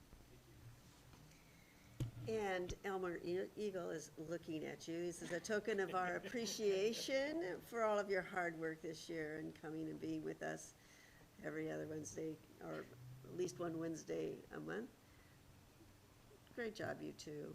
And you hear, go Beavs.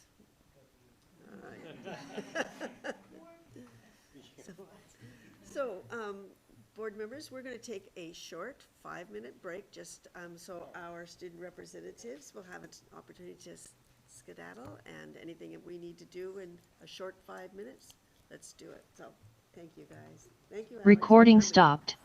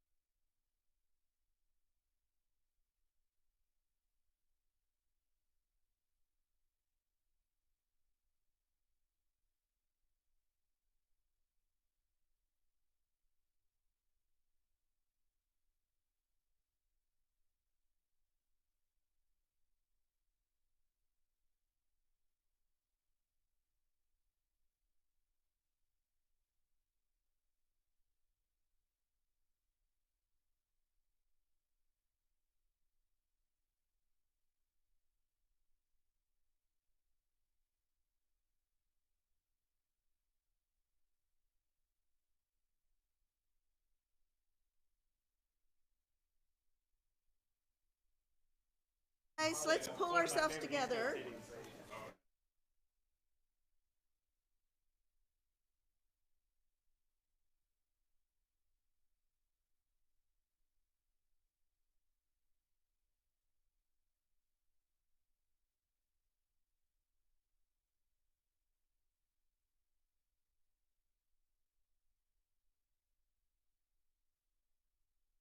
Recording in progress. Welcome back. We are going back to the order in our agenda, and I was informed that we do have someone who is here to speak virtually.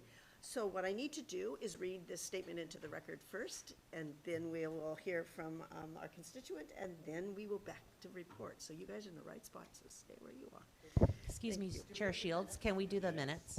Oh, darn it, and I said I was on top of it, and I am not. All right, do I have a motion to approve the minutes of April 22nd, 2026? Motion to approve the minutes from April 22nd. Second. It's been moved and seconded to approve the minutes as presented, and let's take our vote. And Director Newman, I'm watching, so you can like raise a hand or do what you need to do. Thank you so much. All right, all those in favor of approving the minutes for April 22nd indicate by saying aye. Aye. Aye. Aye. All waving at Michael. Thank you so much for reminding me that. During the public forum section of the agenda, individuals are welcome to share constructive feedback on district operations and programs. The purpose of this agenda item is for you to inform us of your views. By board policy, the board will not hear comments regarding any district staff member, and the use of appropriate, respectful language is expected. Board members will not respond to public comment and will defer matters of operations and programming to the superintendent. This portion of the meeting will be limited to a total of 30 minutes. Your statement should be concise and will be limited to 3 minutes. Your time will be monitored by our board executive assistant. Speaking order will be based on the date and time we receive the request. If there are more than 3 individuals requesting to speak on the same topic, we ask that responses be consolidated. If requests to speak outnumber the time available, those individuals not speaking are encouraged to provide their written comments to Ms. Grindle for distribution after the meeting. Please address your remarks to me as your board chair, not to specific board members nor the public. Thank you, and please, when called, state your name and spelling, if that's helpful, and your association with the Centennial School District. So I understand we did have several speakers that were going to attend this evening, but Principal Miller, I believe that you were able to answer questions and concerns, and so thank you very much. It's always good to get questions answered in that format, so there can be some give and take in terms of the discussion, since this is more not a way to do that kind of give and take. So thank you so much for taking care. And then for our virtual, Ms. Grindle, can you tell me who we have here tonight to speak? Yes, we have Drew Rosa online to speak. All right. Ah, there, I can see you there. Hello. Wish I could be there in person. I'm at a NEA conference in Arizona, so I am here virtually. Thank you. Go right ahead. All right. Well, good evening, board members, superintendent, and community members. On behalf of Centennial Education Association, I first want to thank the board and district leadership for the recognition shown during Teacher Appreciation Week. We truly appreciate the acknowledgement of the work we do as educators, specialists, counselors, and licensed staff, and for everything that we do every day with our students and families. I also wanted to share that Centennial Education Association was recently honored with a presidential citation at the Oregon Association Representative Assembly Award Ceremony for our work with bargaining, organizing, standing strong with our members. This recognition reflects the work of our educators, bargaining team, and the community supporters who helped us reach a settlement before a strike became necessary. We also are proud to now have signed and finalized the 25 through 28 collective bargaining agreement. I really quickly also wanted to congratulate this year's CCC award winners. Adrienne has been one of the strongest voices for our educators and in our union, and we deeply appreciate her advocacy and leadership. Justin, my secretary at Powell Butte, always somehow makes sure I get my forms turned in on time. But more importantly, he is one of the true support systems of the school community. And Pia has gone above and beyond to ensure students feel seen and cared for through meals provided at our schools. She even met directly with my students to help identify halal meals options that they could actually enjoy eating. That kind of care matters. As we look forward, we want to shift the energy and organizing built during the bargaining towards helping strengthen the district for the future. One of the most urgent issues facing Centennial and districts across Oregon is the state's special education funding cap. Oregon only funds special education services up to 11% of the district's student population, while districts like Centennial are serving numbers closer to 18. That gap creates significant financial strain because districts are legally and morally obligated to provide those services regardless of funding. We are also asking for collaboration from the board, district leadership, staff, families, and community partners to advocate together for meaningful changes to state funding, especially reforming SPED caps so that districts like ours are not penalized for serving students with greater needs. We believe the same collaboration that helped us settle our contract can now help strengthen the Centennial School District and better support the students we all serve. Thank you. Thank you. And we have no other public comment this evening, so we're back to the agenda. Here we go. Superintendent Owens, the next topic is safe routes to schools and PBOT report. Would you like to start us off, please? All right, thank you, Chair Shields. We have a great relationship with Safe Routes to Schools. It's only matured over the years. There's been a lot of great accomplishments that have happened through that collaboration, and ultimately student safety has been at the forefront. There's been infrastructure projects that have been worked on as well as student education, so that's multifaceted. And so we really appreciate the partnership. And here to represent this evening, we have our safety and security coordinator, Neil O'Donnell, as well as Janice McDonald from Safe Routes to School, and Ian Reese, our Safe Routes to School coordinator that we have for Centennial School District through Safe Routes to Schools funding. So I'll go ahead and turn it over to Mr. O'Donnell to go ahead and kick us off. All right, good evening and thank you very much. Give me one moment to get this slideshow set up.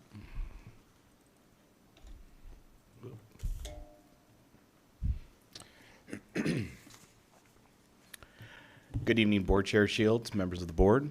My name is Neil O'Donnell and I am the District Safety and Security Coordinator for CSD. And in that role, I also supervise the Safe Routes to School program. This program has grown leaps and bounds since receiving the Oregon Department of Transportation Safe Routes to School grant and the hiring of our Safe Routes to School coordinator, Ian Reese. Ian has brought amazing resources, partnership, and direction to the program.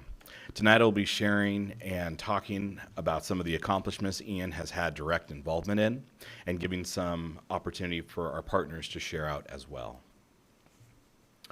One of the keys to supporting safe travel to and from school is the use of traffic safety equipment, apparel, and other items. We partnered early in the school year with Pollen Hotels, who donated 70 bicycles to our students at Meadows Elementary. Ian applied on behalf of the program and was the recipient of a $5,000 Metro grant, and we were able to use the funding to provide traffic safety equipment and high visibility apparel tailored to the unique needs of each of our schools. Ian applied again on behalf of the program and received a separate $5,000 grant through ODOT, which allowed us to acquire 300 bicycle helmets and over 1,000 Centennial branded bicycle reflectors. Finally, in partnership with Oregon Walks, we have been able to establish walking school buses at 4 different grade schools with leaders at each school. Education is also a key part of our Safe Routes to School program. This year, in partnership with Bike Works by Pierre, we delivered 60 pedestrian safety classes within our PE programs. This has helped us to reach our goal of over 50% of our 4th and 5th grade students receiving this education. Our district has also piloted pedestrian safety education within elementary music classes. This unconventional approach has allowed Centennial to be the model for integrating safety curriculum across neighboring districts. Our hands-on programming continues to expand through all grade levels, from scooter tracks and obstacle courses at Butler Creek Elementary to the upcoming 3-week balance bike classes for Patrick Lynch Elementary. We are ensuring our youngest students gain confidence on their wheels. For our older students, we are partnering with TriMet to provide essential route planning and ridership etiquette for those using summer youth passes.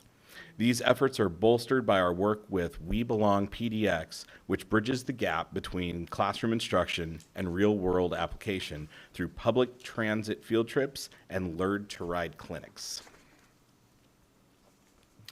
Our International Walk and Roll to School Day in October was a huge success, featuring routes led by Portland City Council President Jamie Dunphy, Pal Butte Principal Jared Austin, and Portland Fire and Rescue volunteers.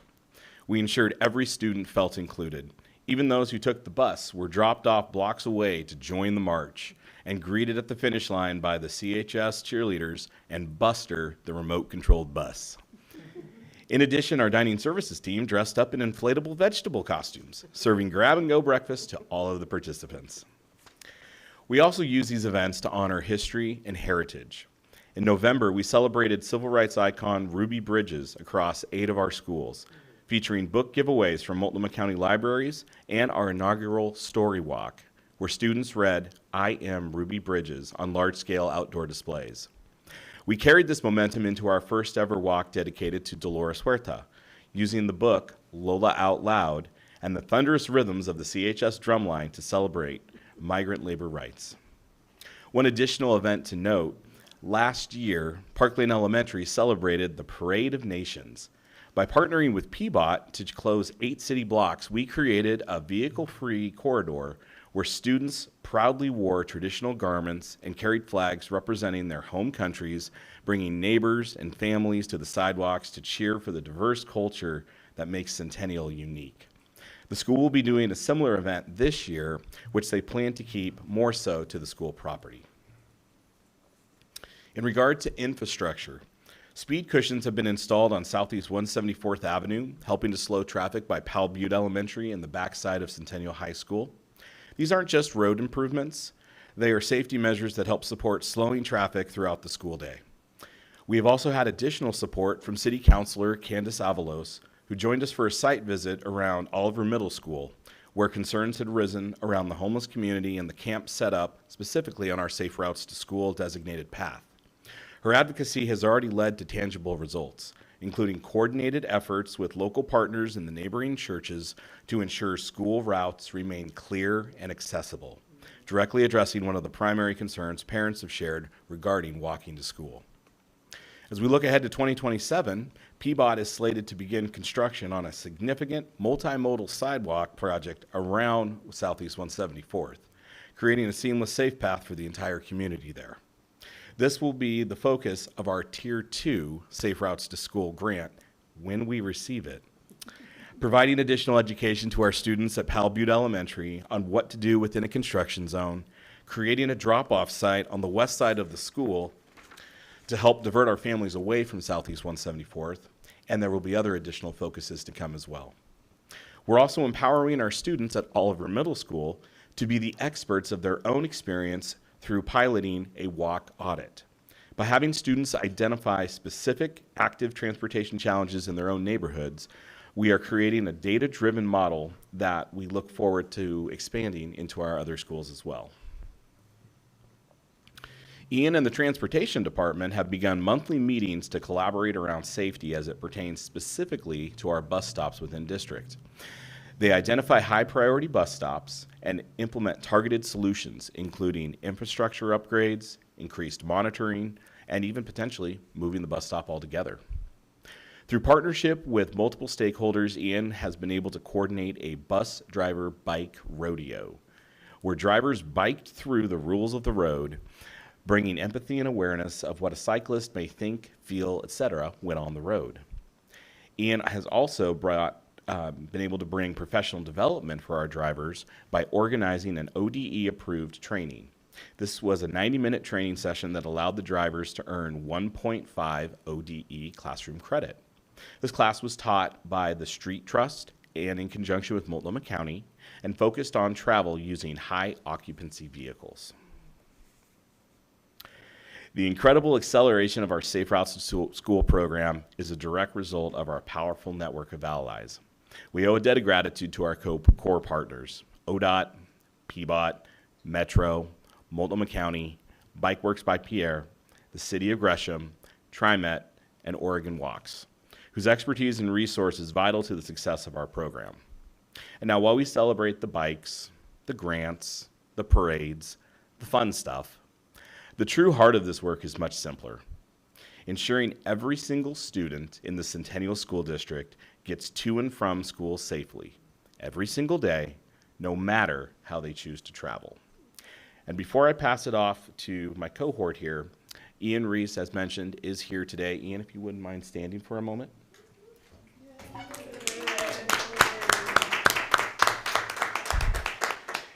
Ian has brought fantastic vision and direction to this program at Centennial. He's been here less than 2 years and has accomplished so much to this point. We are truly thankful for his vision, his just desire with transportation, and we're very excited to see him as he moves forward and we get ready to go into Tier 2.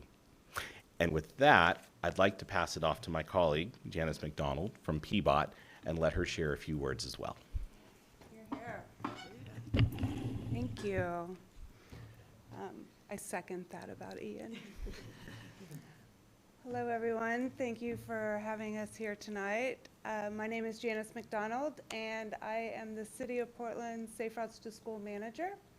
We have been proud partners with Centennial School District for nearly 20 years, and we hope to continue that as we renew our intergovernmental agreement in 2027 with you.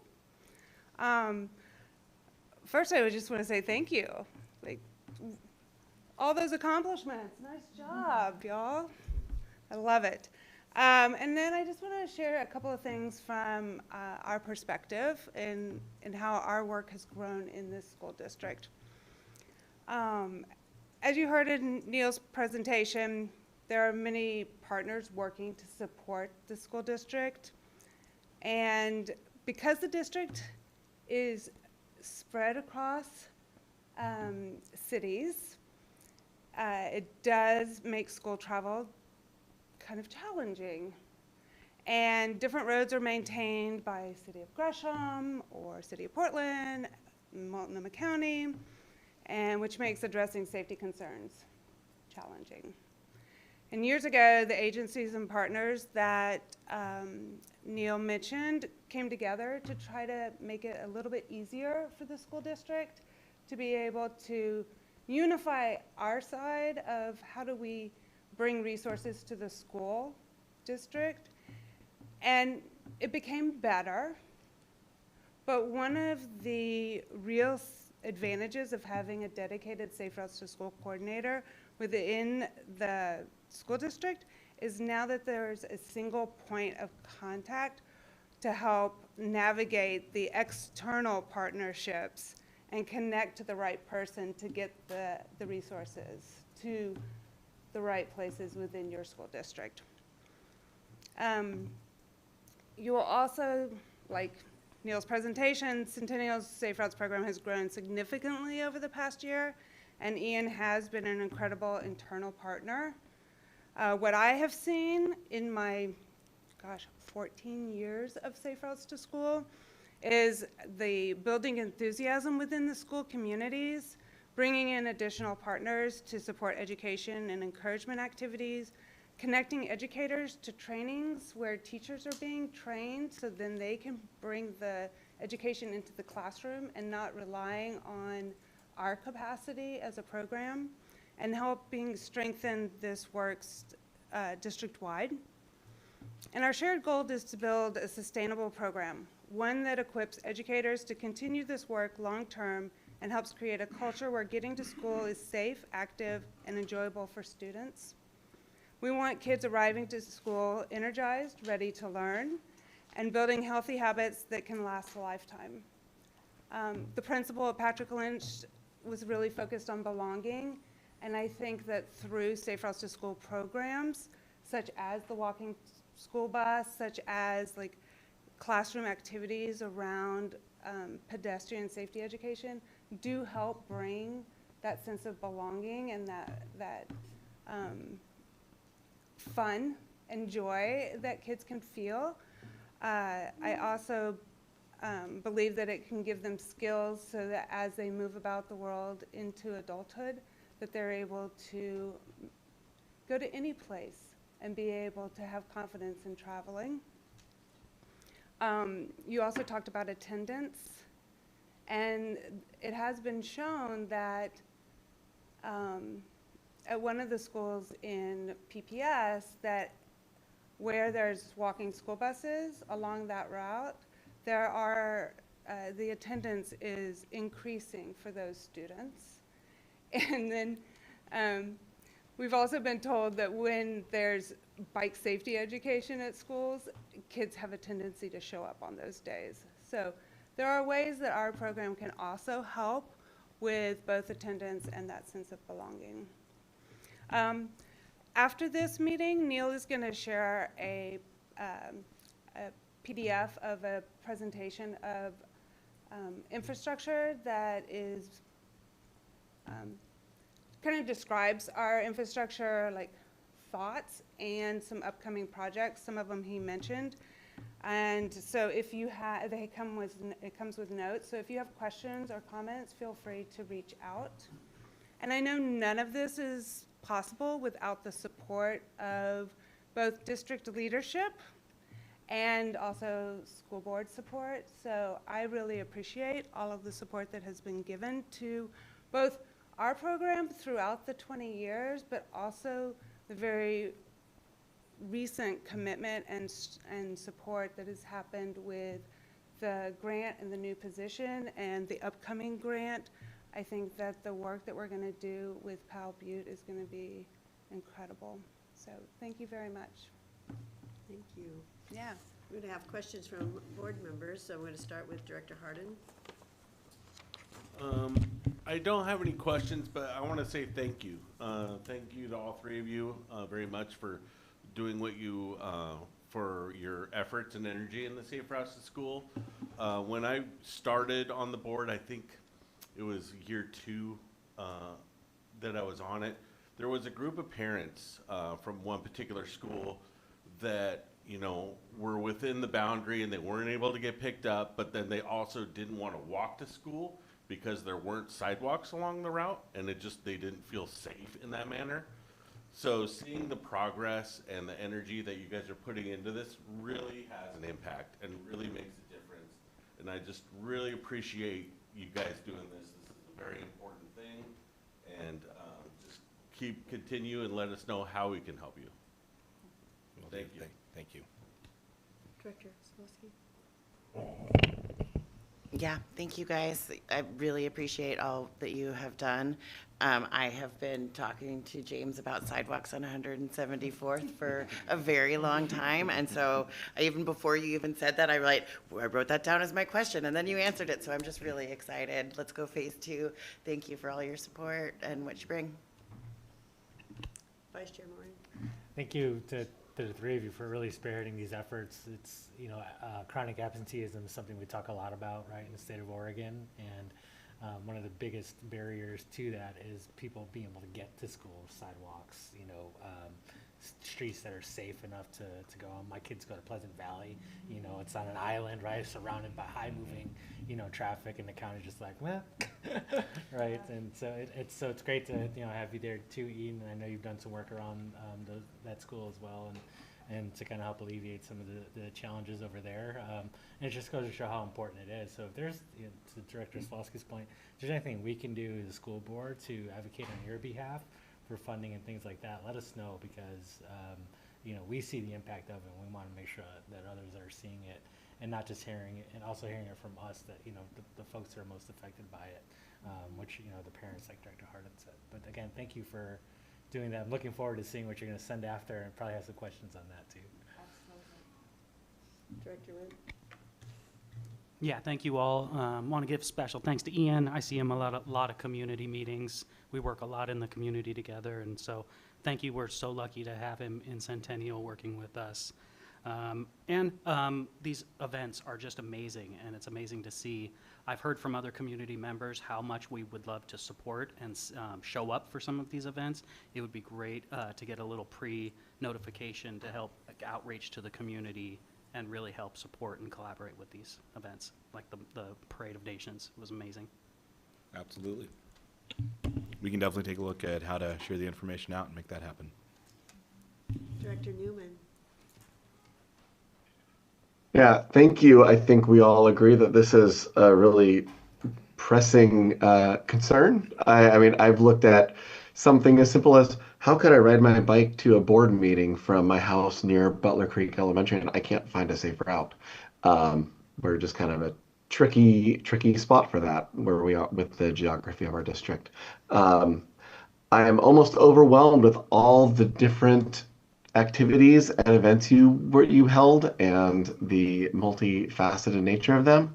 I really think it's great. I loved seeing all the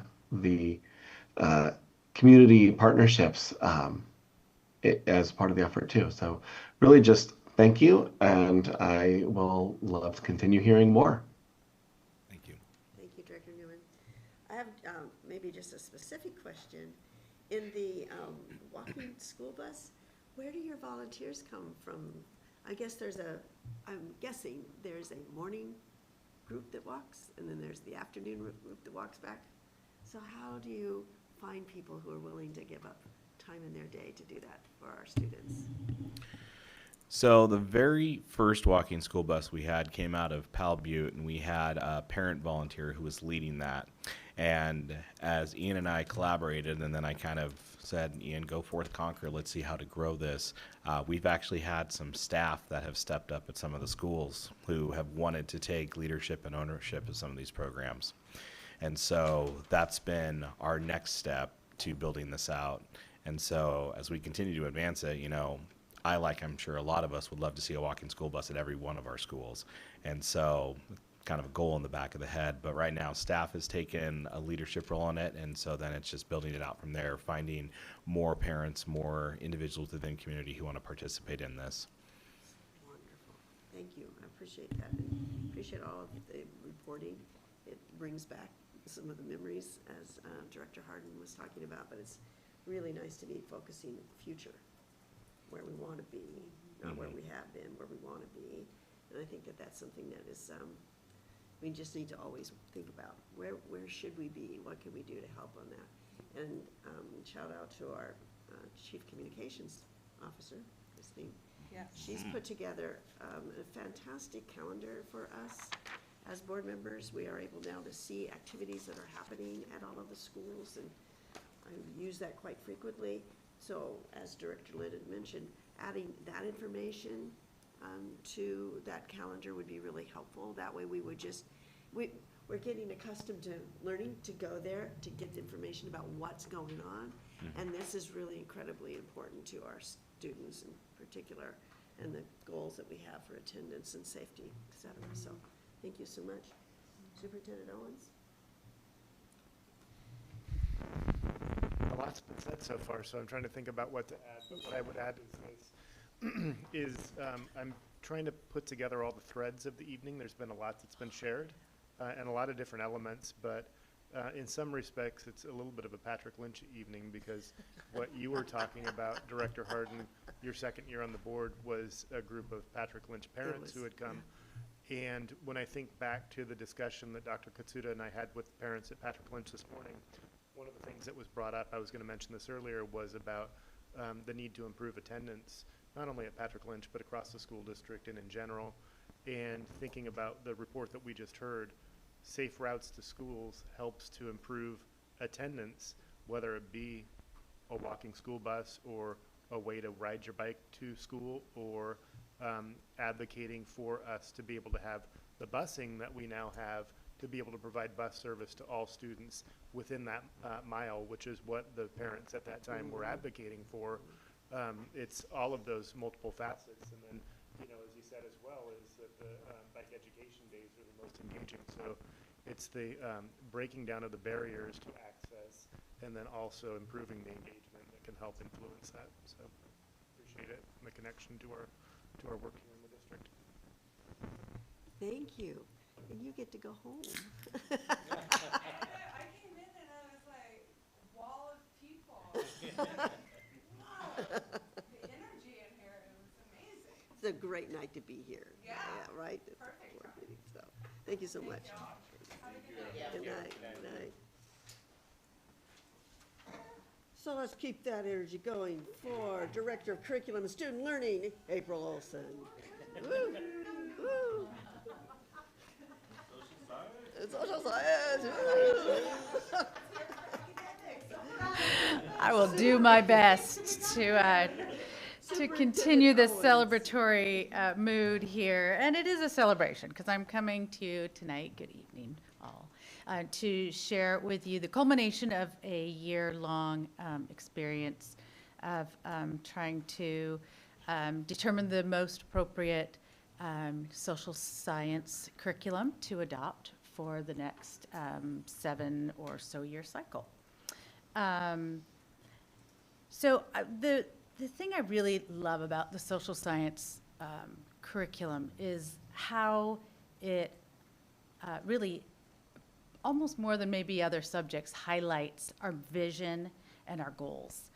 You can see that in our vision that we are identifying and honoring our diverse community, and looking for ways to equitably engage and honor all voices. And that comes through in our social science standards.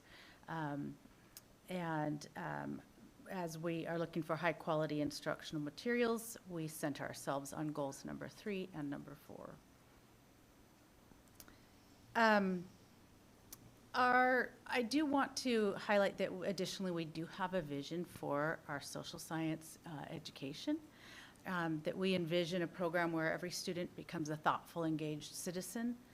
Got to move stuff off my screen here. Grounded in historical insight geographical understanding, economic reasoning, and civic responsibility.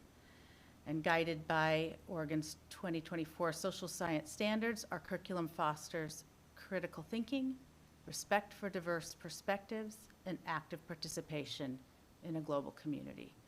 I don't like to read words on a slide, so I won't continue all of what's on this page, but I hope that you see the intentionality behind our departments and our educators' vision for what we are hoping for, not only from social science education, but from the high-quality instructional materials that we're seeking.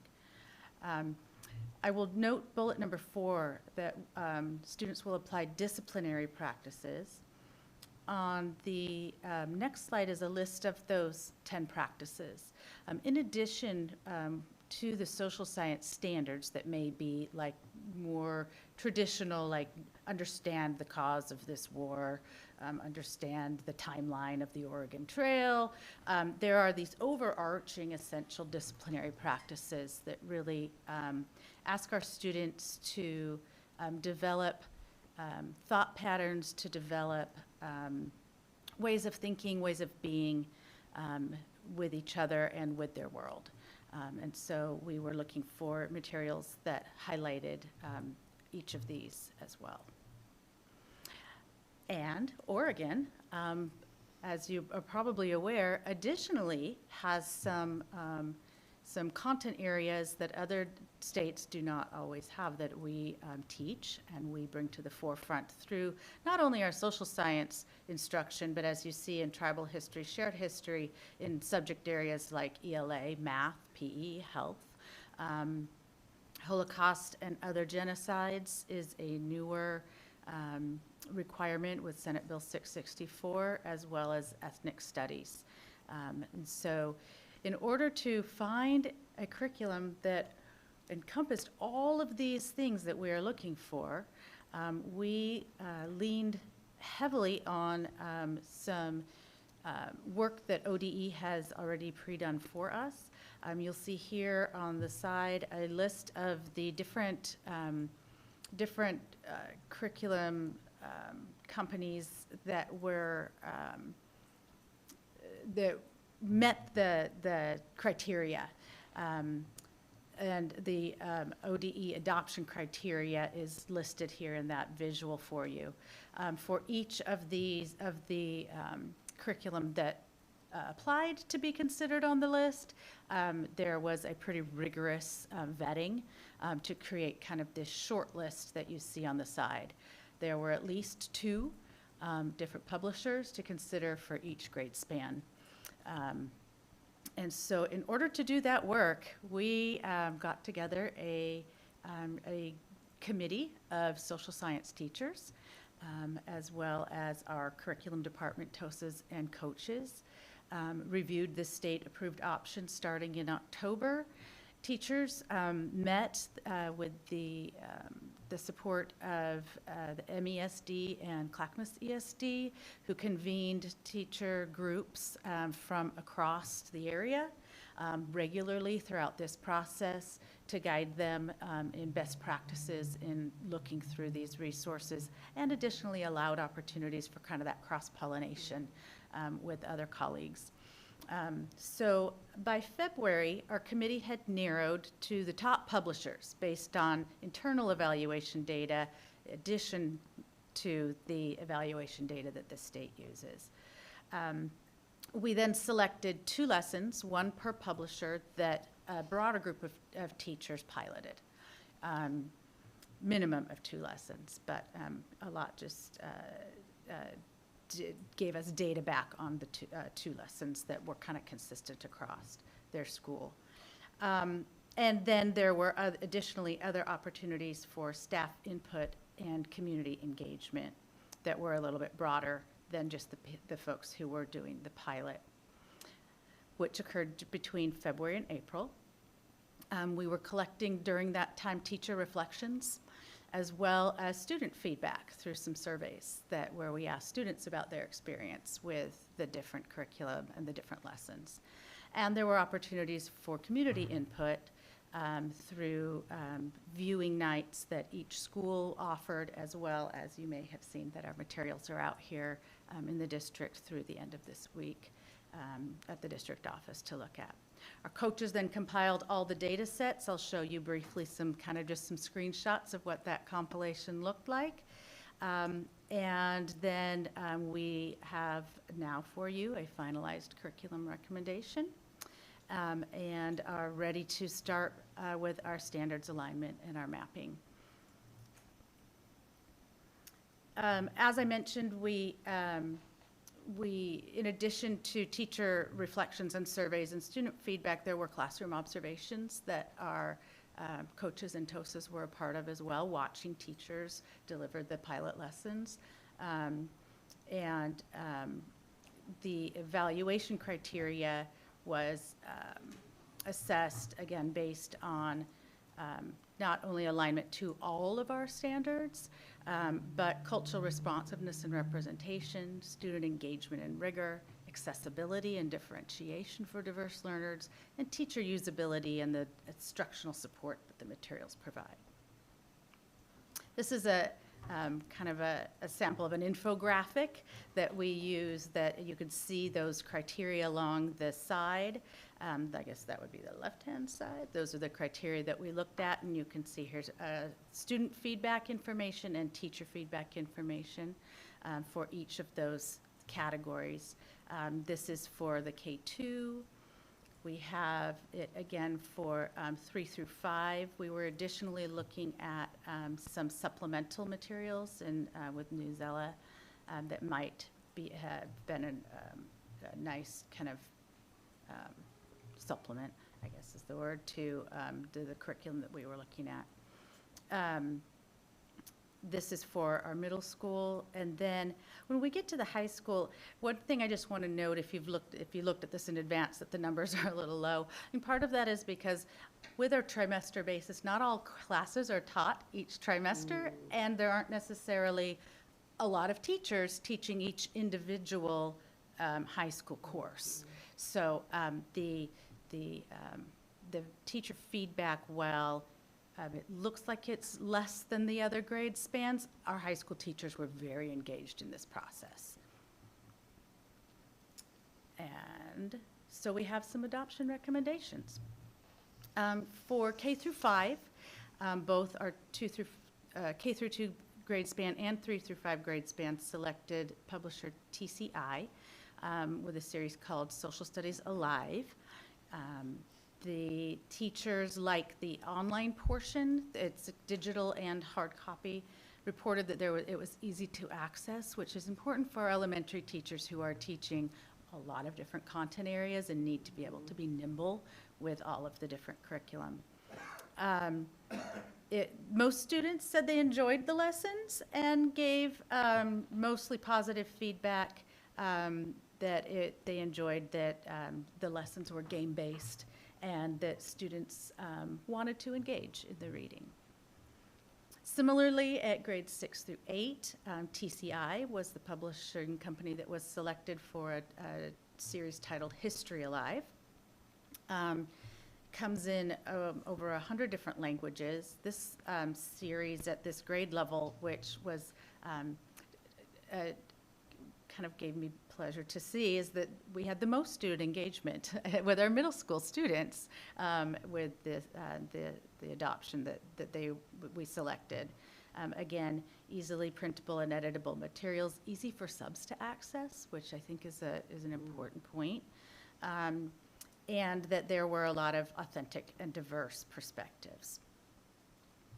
Our high school, across all of the different kind of sub-content areas, selected publisher McGraw-Hill, and who has a specific Oregon edition for their curriculum resources. Teachers and students mentioned that there's a great deal of representation across race, ethnicity, culture, and identity, opportunities for students to analyze power and systems from multiple perspectives, affirming their own identities and lived experiences. They liked that it was Oregon standards aligned.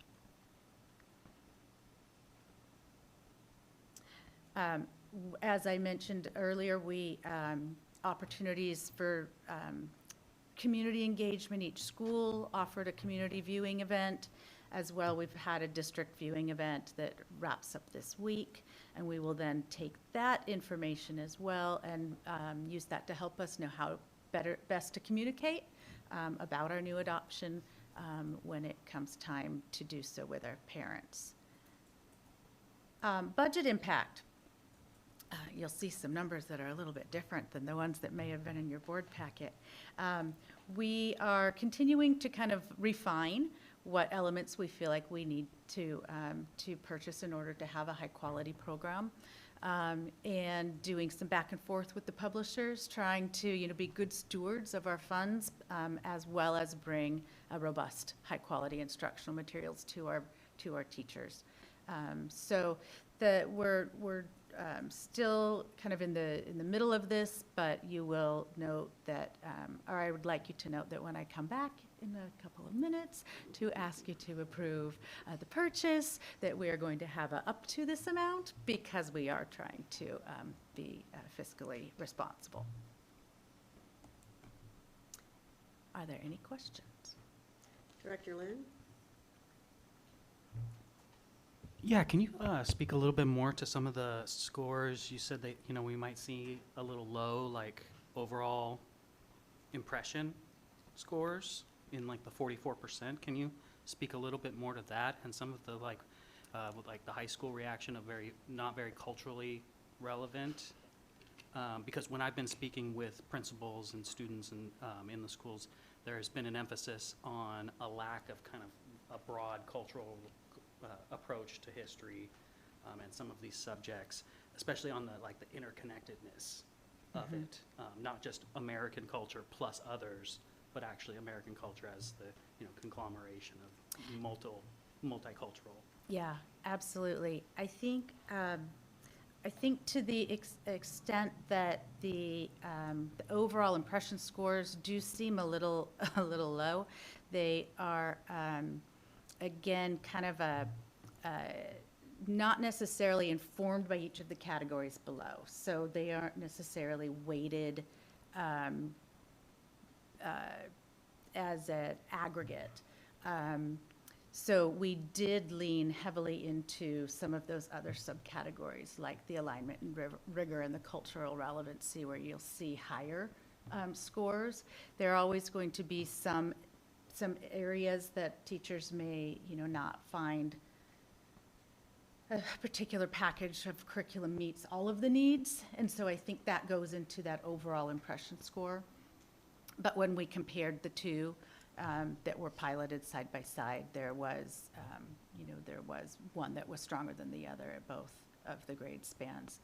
I think we're always looking for opportunities to to show that relevancy, to show how students, individual cultures are reflected in the curriculum and the resources that they're using in the classroom.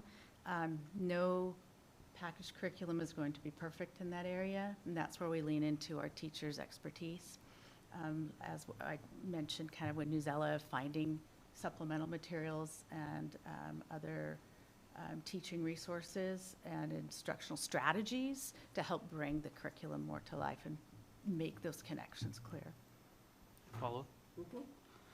Is there a data point, though, that drives that down to 44%, or was that a single question? And then can you speak to anything specific like that they actually pointed out that was deficient and not leading them to give an overall positive impression of it? Yeah, I think if you note some of the comments, I think are like I'm looking in areas of improvement is probably where you'll see some of those comments that might have brought that down. So I'm looking at sorry, I've got things on my screen here. This is for one of the, must be middle school. Some of the areas of improvement for the one that was selected was that maybe there was too much reading, too many questions, very text heavy was some of the student feedback. So we would then hope that teachers are using that feedback to scaffold their instruction to students as they are bringing the text to them.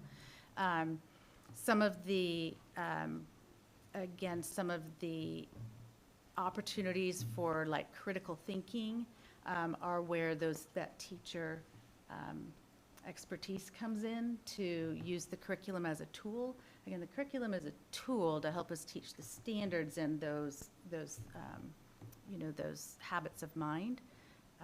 So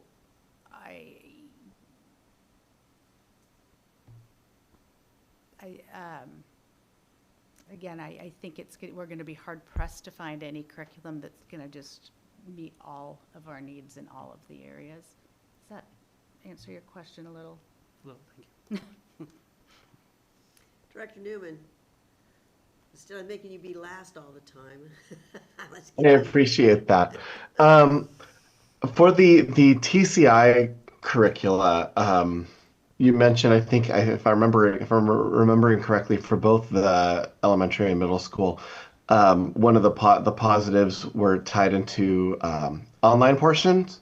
Can you go into a little more detail? What do the online portions look like? Like, do they have to be used by the students? Is it additional information, or are there like built-in assessments and things like that?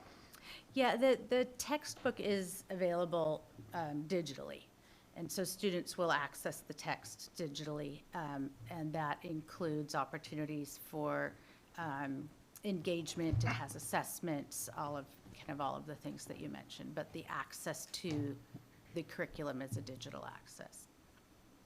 Do you anticipate any barriers because of the online component, or is that kind of worked out? For elementary, there is additionally a student workbook. That is something that we would produce and has an opportunity for students to engage with paper pencil, kind of more of the written. But the content primarily is digital, whether it's the teacher displaying it or the student accessing it individually on a device. Okay, thank you, and I appreciate the detailed analysis. And I was looking through it ahead of time was really helpful. Thanks. Vice Chair Morin. Thank you, Director Olson, for this presentation. It looks like the process was overall very solid in the way that it was rolled out over the course of that year. I do have a few questions. So kind of thank you, Director Lynn, for asking questions about and Director Newman about the content of these. Specifically on the process, though, of creating the work groups and whatnot, was there, I guess, could you speak to the community aspect of it and how we may have been trying to reach out to folks who may not be English proficient or have digital access? So that's one question. Next would be the transition from primary to secondary levels if we're using two different publishers. And then lastly, as you mentioned on the budget part of it, are there supplemental materials and things that will kind of aid in all of that work also being factored into those budget costs? Yes. Sorry for the long list there. Nope, I'm going to try to remember all of them. We, both at a school level and at the district level, we did share opportunities for families to come in multiple languages and in multiple kind of ways, whether through Parent Square or on the school website. Options were given to come in physically to preview the materials, or digital links were provided for families who could look at them on their own time. For the different publishers, that happens kind of not infrequently, that there are different publishers at different grade bands. I think the strongest place to have that alignment is K-8. So because at the high school, the courses really are kind of differentiated more so than at the lower grades. So I don't foresee that being a challenge with a different publisher. then I think your final question, oh, budget. Yes, we do have supplemental materials or resources. We have Newsella, which provides additional like reading sources that can be content specific or culturally specific. That we don't fund through the curriculum adoption, but those resources are available to our secondary teachers. We purchase licenses for that and have been for many years, as well as teachers have the ability to, be creative in other resources that they wish to bring in to supplement the teaching the standards and the content. Great, thank you. And just one quick follow-up on the community aspect of it. Do we have any data on how many community folks may have viewed or shared? I do not yet. I don't believe it was very overwhelming turnout. I have not seen any of the kind of compiled data yet, but in speaking with principals, I don't think there was very many. Okay, thank you. Director Slosky. I have a follow-up to or a similar question, and I think that Director Newman, will the elementary teachers be allowed to make print copies? Because I think that a lot of teachers really are looking for a balance between Yes. screen time and pen to paper time. And I know that in the past, as we've leaned to really digital platforms, teachers have been told that they're not allowed to make print copies, or at least that's what gets back to the board. Sure. No, that's our hope, and that's actually where some of the savings that you're seeing are coming from. Rather than purchasing an individual student workbook for every student, we have the ability to say, like, what are the units that are really going to be taught well, that align with the rest of our, especially at K-5, we try to integrate with our English language arts. And so where do those natural integrations place? And then we'll do the in-house copying for those student notebooks for those portions of the curriculum. Great. And I just have to put my 2 cents in about curriculum, and I feel that it's a bit of a racket, and that's a lot of money that could go to like special ed supports for individual students, but I know it's got to go to somebody's pockets who's making the curriculum, and that's all I'll stop talking. Thank you. I appreciate you. Thank you. Director Hart. I do not have any additional questions. Thank you. It's called the art of teaching. Mm-hmm. And when you get as many people together as I saw in those pictures, I appreciated that type of effort. What I'd like to know is, will we continue to have that kind of collaboration across obviously can't imagine K through, 3 or 5 trying to teach all of these things, right, with everything else they need to do. But if I had the support, if I was one of those teachers and I had a support of all of the other K-5 instructors who are in our district and all of our elementary schools, seems like that's a shared responsibility, potentially burden. And I don't know what our plan is. We brought these people together to make these decisions. Mm-hmm. How do we support these individuals to continue to improve the materials, as other directors have mentioned, if there's deficiencies, by bringing in supplemental materials, bringing in their own expertise, and knowing that this is adoption for how many years? 7. So when you divide the total amount by 7, it does, lower it.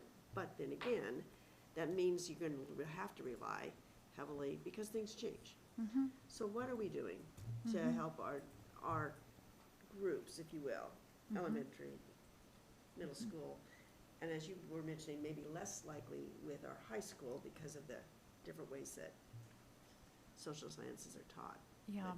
At K-8. It's a really great question. At middle school and high school, that work happens through our PLCs, through our teachers who are teaching like content area or like standards, who come together, 3 to 4 times a month to look at the curriculum, to look at the standards that they're teaching next, to look at the resources that we have, to, talk about consistent instructional application, and then to use student data to come back and see, like, how did the instruction work, how did the curriculum work for us, and then continue that cycle of improvement. At elementary, typically we're PLCing around ELA or math, but our team of coaches and TOSAs are really dedicated to providing ongoing opportunities at all levels. But I mentioned elementary because of the irregularity of PLCs around social science, but to continue providing those opportunities throughout the year. In addition, I will just say that the two ESDs, on the days that they brought everyone together to do the curriculum work, in the part of each of those days, it was a series called Social Science for a Better World, where people are really digging into, like, first source storytelling, or learning about other cultures, learning deeper, getting deeper into kind of genocide and Holocaust. So it really got our educators excited and engaged, and the intention is to continue social science for a better world as well into next year. I also appreciate the, you don't want to think about the fact that we have to have substitutes, but we do. Yes. Right? People get ill, people have different schedules, things of that nature. And as having to sub sometimes for my colleagues, it's really nice to have an idea of where things are going and how things are done. And having access to materials like this for substitute instruction is, I think, a very cool thing. So, thank you. Thank you. Superintendent Owens? I guess I could have stopped. Not much sharing. to add, except for I appreciate the well-rounded, informed questions that our board has. I think that helps to inform us and make sure that we're making the best decisions, not only in terms of what's being considered for purchase, but then also what the implementation looks like as well, so that kids are getting maximum value and benefit. All right. Well, we'll see you back here soon. Thank you. Don't be going anywhere. Superintendent Owens, it is now time for your report.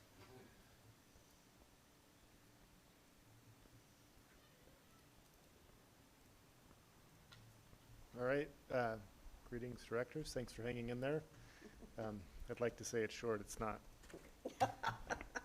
But it'll be informative. We had high hopes. It's my pleasure and privilege to share with you this update about happenings in our district. I'm jealous of you here. He was being a little timid about his Canvas abilities, but I'm still working on PowerPoint here.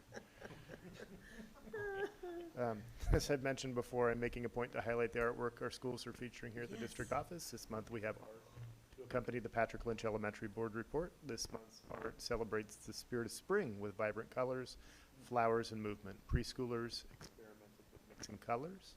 Third grade students created fire horses, and fifth grade students created flowers and insects. The colorful displays have certainly brightened up our district office lobby for the month of May. Invite you to check it out on your way out. As was mentioned in the board's proclamation, May is Asian American and Pacific Islander Heritage Month. This provides an opportunity to recognize and celebrate the history, cultures, contributions, and experiences of Asian Americans and Pacific Islanders throughout our Centennial community and throughout the United States. We appreciate the many ways Asian American and Pacific Islander students, families, staff, and community members contribute to our schools and community, and we recognize the importance of continuing to learn from and celebrate the diverse histories and experiences represented across the Centennial School District. As was mentioned earlier in the student report, and as you know, last week was Teacher Appreciation Week. In the field of education, the term teacher is often used broadly to refer to licensed educators, including classroom teachers, counselors, psychologists, social workers, learning specialists, and other licensed staff who support students daily. In recognition of our licensed staff, we held our annual Teacher Appreciation Breakfast last Wednesday morning at Centennial Middle School. I was pleased to join Vice Chair Mooring and members of our cabinet and administrative team in recognizing and appreciating our licensed educators for their work in support of students and schools across the district. On this slide, you can see a few pictures from the event. proud to debut our new slides for Portrait of a Centennial Graduate. So there you go. on April 29th, staff from across the district participated in the 5th and final Profile of Centennial Graduate Pilot Leader work session for the 25-26 school year. The work session series has brought together teacher leaders and administrators throughout the year to deepen instructional practices connected to the district's profile of a Centennial graduate vision and to support the development of authentic, student-centered learning experiences. The April session focused on strengthening the connection between instructional tasks, evidence of learning, and student demonstration of learning connected to the academically prepared competency. That's one of the 6 competencies.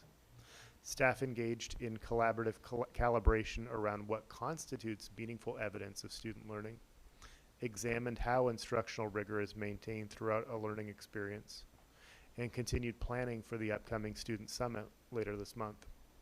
An important focus of the session was ensuring that student exhibitions move beyond simply displaying projects and instead provide students with opportunities to explain, defend, and reflect upon their learning. Staff discussed how students can articulate not only what they created, but what they learned, how they know they learned it, and why that learning matters. Speaking of the student summits, these events are coming up starting next week.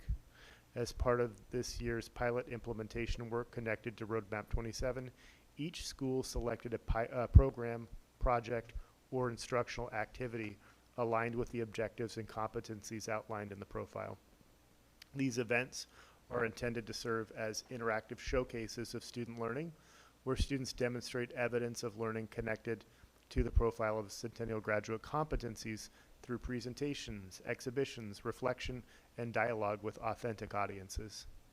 The Elementary Student Summit is scheduled for next Tuesday, May 19th at Pleasant Valley Elementary School from 10 to 1. The Secondary Student Summit is scheduled for the following week on Thursday, May 28th at Centennial High School from 10 to 1. Board members are welcome to attend either event or both. Executive Assistant Misty Grindle has placed them on your calendar already, and I look forward to the possibility of seeing some of you there. On Tuesday, May 26th, the Centennial School District will conduct its Spring Data Summit, the 3rd and final district-level data analysis cycle of this school year. This routine is a key component of the continuous improvement process outlined in Roadmap 27, helping the district monitor the impact of teaching and learning practices and making informed adjustments to strengthen instruction and systems, like you heard from the Patrick Lynch report tonight. During the summit, representative members from each school's leadership team will engage in a structured process to review and reflect on student outcome data and professional practices aligned to their school improvement plans and Roadmap 27 goals. Unlike prior summits that focused on individual trimester data, the session will take a year-in-review approach, allowing teams to examine patterns and trends across the full school year. In the afternoon, school teams will begin action planning to revise and strengthen their improvement plans and instructional priorities for the 26-27 school year. Last month, I provided the board with an overview of the district's planned summer learning programming for students across the elementary, middle, and high school levels. Since that time, the district has received notification that we were awarded funding through the state summer learning grant process for the 2026-28 grant cycle. Centennial applied for the maximum allowable award amount of $1 million and was awarded $950,000 through the competitive statewide process. As previously discussed, this year's summer programming will focus on targeted academic support with a particular emphasis on literacy, transition supports for key grade levels, and math skill development aligned to grade level expectations. Programming will include structured literacy opportunities at the elementary level, middle school transition supports, 9th grade counts at the high school level, and credit recovery and completion opportunities for secondary students. The district's award will support implementation of these efforts over the next 3 summers and will provide staffing, instructional programming, meals, transportation, and related student supports connected to summer learning opportunities. I also want to acknowledge that the grant process this year was highly competitive statewide, including within the Portland metro region, with a number of districts not receiving funding through this grant cycle. And I'm sure you've heard some of the publicity around some of the neighboring districts that weren't awarded, unfortunately. On April 30th, the district held the third meeting of the Long Range Facilities Planning Advisory Committee at Pleasant Valley Elementary. The meeting continued the work of examining long-term facility needs, enrollment trends, community access considerations, and opportunities to align future facility investments with the district's instructional vision and community priorities. During the workshop, committee members engaged in collaborative planning activities focused on developing and discussing big ideas for the future of the district facilities. Conversations included themes related to aging facilities, safety and security improvements, equitable access to programs and services, community-centered spaces, modernization of career and technical education opportunities, and long-term enrollment and boundary considerations. Committee members also reviewed a variety of supporting planning materials and data sets, including facility condition information, enrollment and population trend maps, student location and walkability information, kind of like what we were talking about earlier, and community asset mapping. As part of the next phase of the process, DLR Group will spend the summer reviewing the conceptual work and feedback generated through the committee workshops and developing multiple planning scenarios for consideration when the committee reconvenes in the fall for its 3 remaining sessions. I know that we had Director Harden and Vice Chair Mooring at that 3rd session, and after the report you might want to add any thing that you took away from that as well. So more to come on this effort likely during the summer board retreat. Over the past week, I have had the opportunity to participate in several meetings with local and regional elected officials. Last Wednesday, I joined neighboring superintendents from the city of Gresham in meeting with Mayor Travis Stovall to discuss opportunities for continued partnership between the city and local school districts, including the MOPE program. On Friday, along with East County superintendents, I met with Multnomah County Commissioner Vince Jones-Dixon to discuss shared challenges and opportunities impacting students and families across the region. I was also able to express appreciation for keeping mental health consultants and SUN programming whole in the county budget for East County. That's important. That's been at risk for the last couple of years. And yesterday I had the chance to meet with Portland District 1 leadership, including Council President Jamie Dunphy and Councilor Loretta Smith. Across these conversations, topics included budget conditions, state and local budget landscapes, summer learning programming, legislative priorities, student and family supports, community safety and well-being, and opportunities for continued coordination between school districts, local government, and community partners. This one's fun. Last Thursday evening, I had the opportunity to attend a preview reception and tour for the new East County Library in Gresham prior to its public opening later this week. The event brought together local and regional leaders, community organizers, and education partners in recognition of the opening of this significant new community resource for East Multnomah County. The new library is a substantial investment in literacy, learning, technology access, and community space for East County residents. It was encouraging to see the strong regional support surrounding the opening of this new facility. And on the screen you can see a couple of pictures. This past Saturday, my wife Nicole and I attended Centennial High School's spring musical production of Chicago. The production showcased a tremendous amount of student talent and collaboration across acting, music, choreography, stage production, lighting, sound, costumes, and technical theater. As you might imagine, productions of this scale require months of preparation and a significant commitment from both students and staff.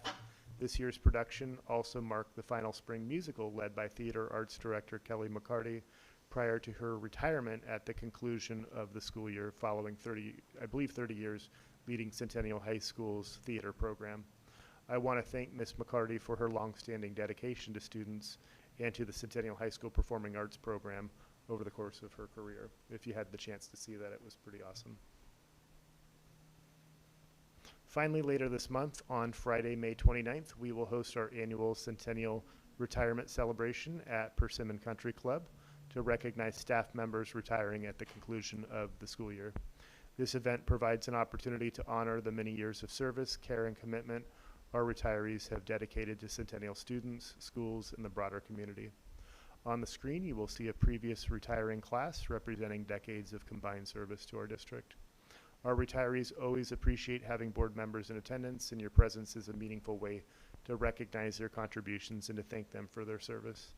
Executive Assistant Missy Grindle has already provided a calendar invitation for the event. If you have not already done so, please indicate whether or not you plan to attend so our staff can plan accordingly. And with that, I invite any questions or comments you might have, and that concludes my superintendent's report. Director Lynn? No questions, thank you. Director Newman? No questions. I appreciate you calling attention to Chicago. It was a great show. Vice Chair Maureen? No questions, thank you. Director Selesky? Will there be any recording or tracking of those student summits? It's unfortunate that they're both during the workday, and so for those of us that have to work, like, I'd love to see that, but is there going to be any sort of like? That is a wonderful question, and I'm waiting for, it looks like Chief Andrade to come up and tell us more about that. Yes, Dr. Katsuda and I have been collaborating on what the plan for that's going to look like, so we'll be recording various portions of it. And rather than just being a straight recording, what we've actually been working on throughout the pilot meetings and process is collecting footage of staff and student interviews, of the projects in the works. We'll be culminating that with footage we collect at the summit and putting together one cohesive video similar to what we did last year with the Profile of a Graduate video that kind of tracks the pilots from beginning intention, work throughout, and then culminating in the summits. Thanks for being on that, too. Director Harden? Just follow up on the facility planning committee meeting. It went really well. One of the major topics was dream big. And we all had divided into smaller groups and had a huge map of the district, and we're able to, as a small group, dream big. What would you want to do with the schools? Where do you see them in 10 years? Where do you see this area in 10 years? And kind of come up with just ideas. And each committee, there were very similar themes, even though we didn't talk with each other. It was very similar goals and themes amongst the different groups. And that was nice to see, and definitely some great outside the box things that I think we could implement. Thank you. I have a question about, oh, wait a minute. Did I get you, Michael? Did I get? Yeah. Yeah, I got him. Right. I went, it's getting late. I'm having a moment. Summer programming, our neighboring districts did not get selected. And so are we at capacity and when we have our summer programming, are we at capacity for what is provided? For the credit recovery in specific. Yeah, that's where you're going with this. You Yeah. and I had a conversation before about whether we can extend an olive branch to our neighboring districts. I have floated the conversation specifically to all of the East County superintendents to be specific about the districts that we're talking about. Gresham, Barlow, Reynolds, and Park Rose are Multnomah County school districts that weren't awarded. And I floated the idea with them as far as the ability to provide access to their students for the credit recovery. And then I've also let Director Olson know that as well, just to see if it's even feasible to do or if there's interest on their part. So at this point, we'll wait to see if they reach out to do that.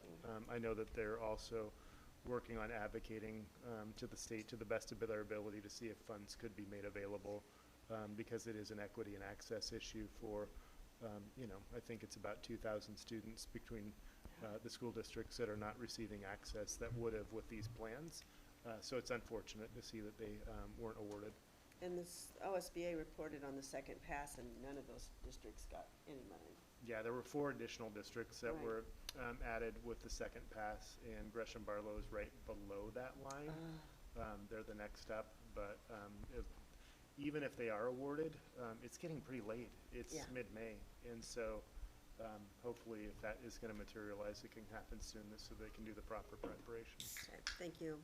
Just, you feel something as important as credit recovery for students to be able to graduate on time feels like a slap when you don't have that available for your students, and especially a slap when your district is suffering the way some of our neighboring districts are suffering. So it just felt like something, if it was available.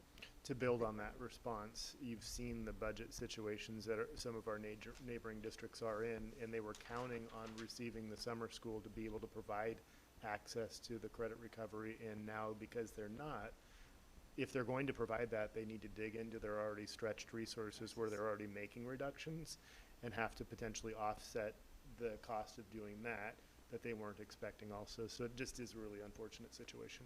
Yes. Thank you. Okay, board members, we are back to the agenda, confirmation items. Do I have a motion to approve as presented? So moved. I'll second. We have a motion and a second to approve the confirmation items as listed. All those in favor indicate by saying aye and lifting the hand. Aye. Aye. Aye. Any opposed? Thank you. Confirmation items have been passed. We are now into board action items. Old business item here is the 26-27 question about board meeting scheduling a different day of the week. On this particular one, this has been postponed previously, so I'd like to have a motion so that we can at least get the discussion out about this particular topic. I'll make a motion to open it up for discussion. Okay? And it's any specific day of the week, or just a changing of it? That we keep it on Wednesday. I will keep it on Wednesday, okay. All right, so do I have a second for the discussion about the board meeting schedule to maintain the current schedule on Wednesdays? Second. Okay, I have a motion and a second.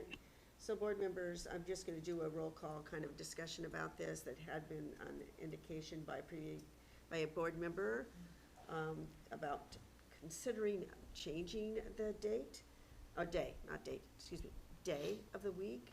And I believe that Tuesday was the day that was floated as part of that discussion.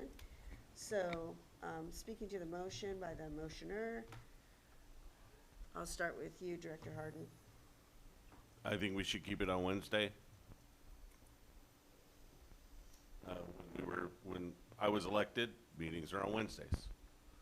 So that's why I think we should keep it. Other days of the week might have impacts on the community. When they're here, it'll definitely have an impact on me fulfilling my service in my term, you know, yes. And I look forward to moving on from this. Thank you, Director Salisky. Yeah, I agree that probably keeping it on the same day of the week makes sense at this point. We, it's not just us, there's a lot of people involved in this decision. And it was very clear when I signed up for the board that when this would be and what I was committing to. And I have other commitments on other days, and so I have Wednesday available for this. So I would also like to keep it on Wednesdays. Thank you. Vice Chair Martin? Thank you. Yes, I agree. There'd be a lot of new communication needs to go out to the community around these topics, and it's been Wednesdays for a long time, and you know I checked it against my own schedules too, and like others, I have other commitments. My wife also has commitments to PTA, which conflicts with those dates. I have responsibilities to Habitat for Humanity and my board work there. I have standing things on Mondays, and my kids have 4 different activities every week. Those kids. And so I have literally built my life and schedule around Wednesday meetings for the school board and all the supplemental things that go along with it. So I think that it makes the most sense to keep it on Wednesdays. Thank you. Director Wren? I was open to moving the meetings. There are conflicting things and other community events that happen on Wednesdays often. I was interested to hear from Director Stanley, but of course it needs to be what works best for the most amount of people. So I'm glad to hear from everybody, but I'd love to hear from more than just what the people here tonight. Director Newman? I honestly don't feel strongly, at least personally, about a change to Tuesday, or Thursday, which I think were days that were proposed. But I'm also sympathetic to and recognize that it's more than just the 7 of us on the board who are impacted by this decision.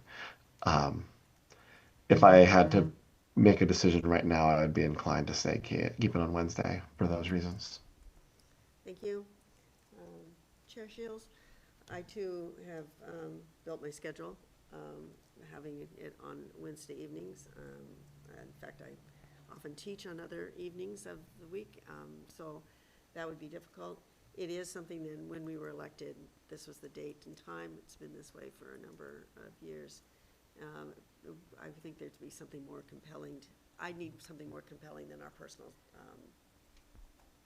desire to change it, to be considering moving it to a different date. So we've all spoken to the motion. So the motion repeated is the motion to maintain our board meetings on Wednesday evenings. And I'm going to take a roll call vote so that we just have it as part of the record. And I will go just exactly the order that we just did. Director Harden? I make a motion that we keep it on Wednesdays. And your vote is? Yes, on Wednesdays. Director Solosky? Yes. Vice Chair Mooring? Yes, Wednesdays. Director Lynn? Be a nay. Director Newman? Yes. And Chair Shields? Yes.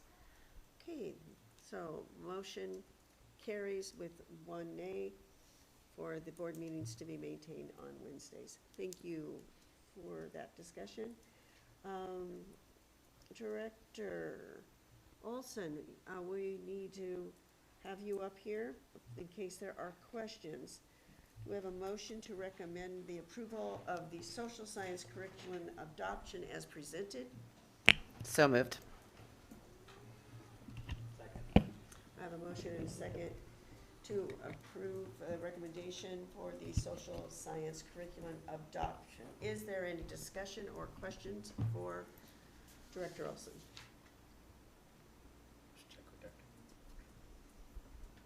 Hearing none, I'll put it to the vote. Again, I'm just gonna go roll call because I can make sure that I do not miss anybody when I get run-down like this in the evenings. Director Harden? Yes, I approve the social science curriculum adoption. Director Solosky? Aye. Aye. Aye. Director Newman? Aye. Director Shields? Aye. That appears to be a unanimous without discussion. Whoa-ho. Well, Thank you you. answered all of our questions. Yeah. I mean, let's. Thank you very much. Thank you. Future agenda items, and we will have a good of the order. I know we're getting close in time, but I promise you, we will get done by 10. Oops, I squeaked, sorry. Thank you, Chair Shields. Good meeting tonight. Lots of Lots good of stuff. things. For the work session we have coming up in a couple of weeks, we have the superintendent's year-end report, the District Equity Committee annual report. We have the Immigration Response Work Group, who has been hard at work, and they have an update that they would like to provide. We have the school calendar that we unfortunately pulled this time, but we'll have back for next time. And then I'm thinking that we'll couple the board meeting calendar for the next year with that Powell Butte Ventilation Improvement Project, and then a few policies as well. Thank you. Board members, any other future agenda items that have come to mind for you? Dr. Solosky?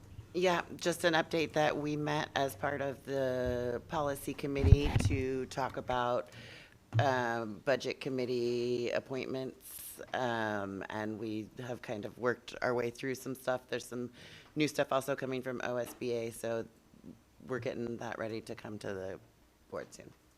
Excellent. Any other, excuse me, future agenda items?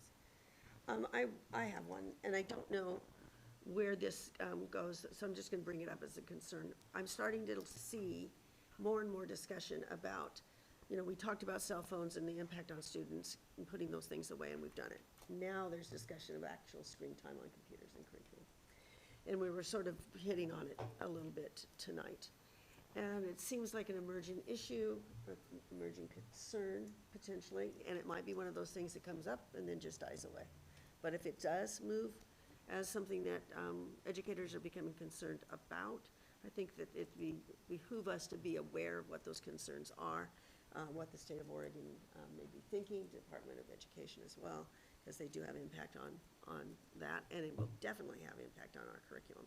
So I have concerns as if that becomes a movement, it takes a hold, that we know where we would be, and that we would involve people, that it would be further than just the board, which has been our standard.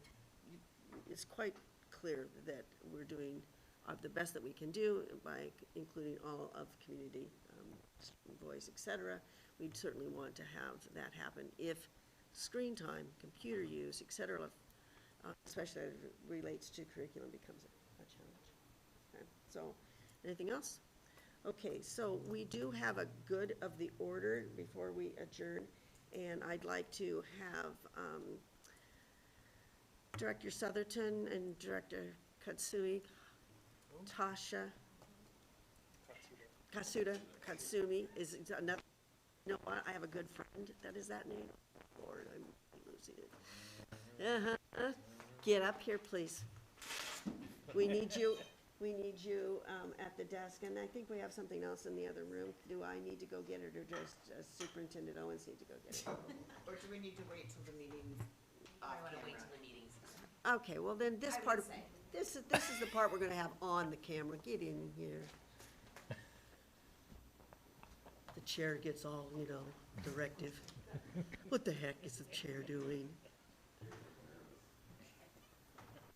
Hey, we just wanted to take a moment to specifically call out how you handled negotiations this year.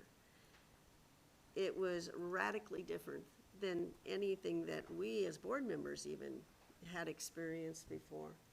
And it took so much time for us to understand process, and then you having to continue to advocate and move forward with the board directives in mind, and yet being able to come back to us and speak to us clearly about the issues, the concerns, what we need to hear. I just appreciated all of the sincerity, the openness, and the "it's a good question" response from Director Southerton. So we just wanted to take an extra moment, and I apologize, geez, I'm just losing it everywhere tonight. Take a moment to acknowledge the extra that you did on our behalf. So, Director Harden, any other words to add? Thanks a lot. Great job getting it done. Preventing a strike was fantastic, and thank you for answering all the questions inside the box, outside the box, and handling all of that. Director Selesky. Thank you. I really appreciate all the work that you guys do. I know that was hard, and yeah, did it with a smile, with grace. Thank you. Vice Chair. I said it a few times throughout the year, but I'm just so grateful to have your steady leadership and your counsel and guidance throughout the entire process, and just thank you so much for everything throughout the year. Director Land. Thank you. Director Newman. Yeah, obviously, thank you. This was, I think, stressful for all of us, and I can only imagine the level of stress for both of you. I really appreciate that you came to us every meeting that we had, every executive session with just like a positive demeanor through all of it. And as Director Selesky said, with a lot of grace. So thank you. Superintendent Owens. We have a great cabinet team, and I know that Dr. Kasuda and Director Southerton were point on our bargaining efforts. And having been at the table myself over the years, I know that when you said that the format was just different this time, it was very different than we've been used to. And the grace and flexibility to be able to adapt and pivot and to keep the student needs and the best interests of the district at the forefront, financial solvency, while also balancing that with the importance of the needs of our educators, and keeping all of that balanced is appreciated. And I'm glad that we're able to have that done for our community and for our staff, and be able to move forward with the other big projects that we work on every day as well. So just gratitude and appreciation. Thank you. Stay there. There's gratitude and appreciation coming in other formats, but we are going to adjourn this meeting at, whoops. One more good for the order, eggs. I brought in a box. All right, so eggs and other stuff coming our way.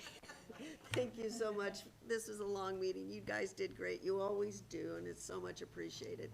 And Michael, you can, I don't know if we can keep you on or not, if we have to shut down everything. Michael, we'll have to see you later. All right? We'll tell you about it later. Thank you. Good night.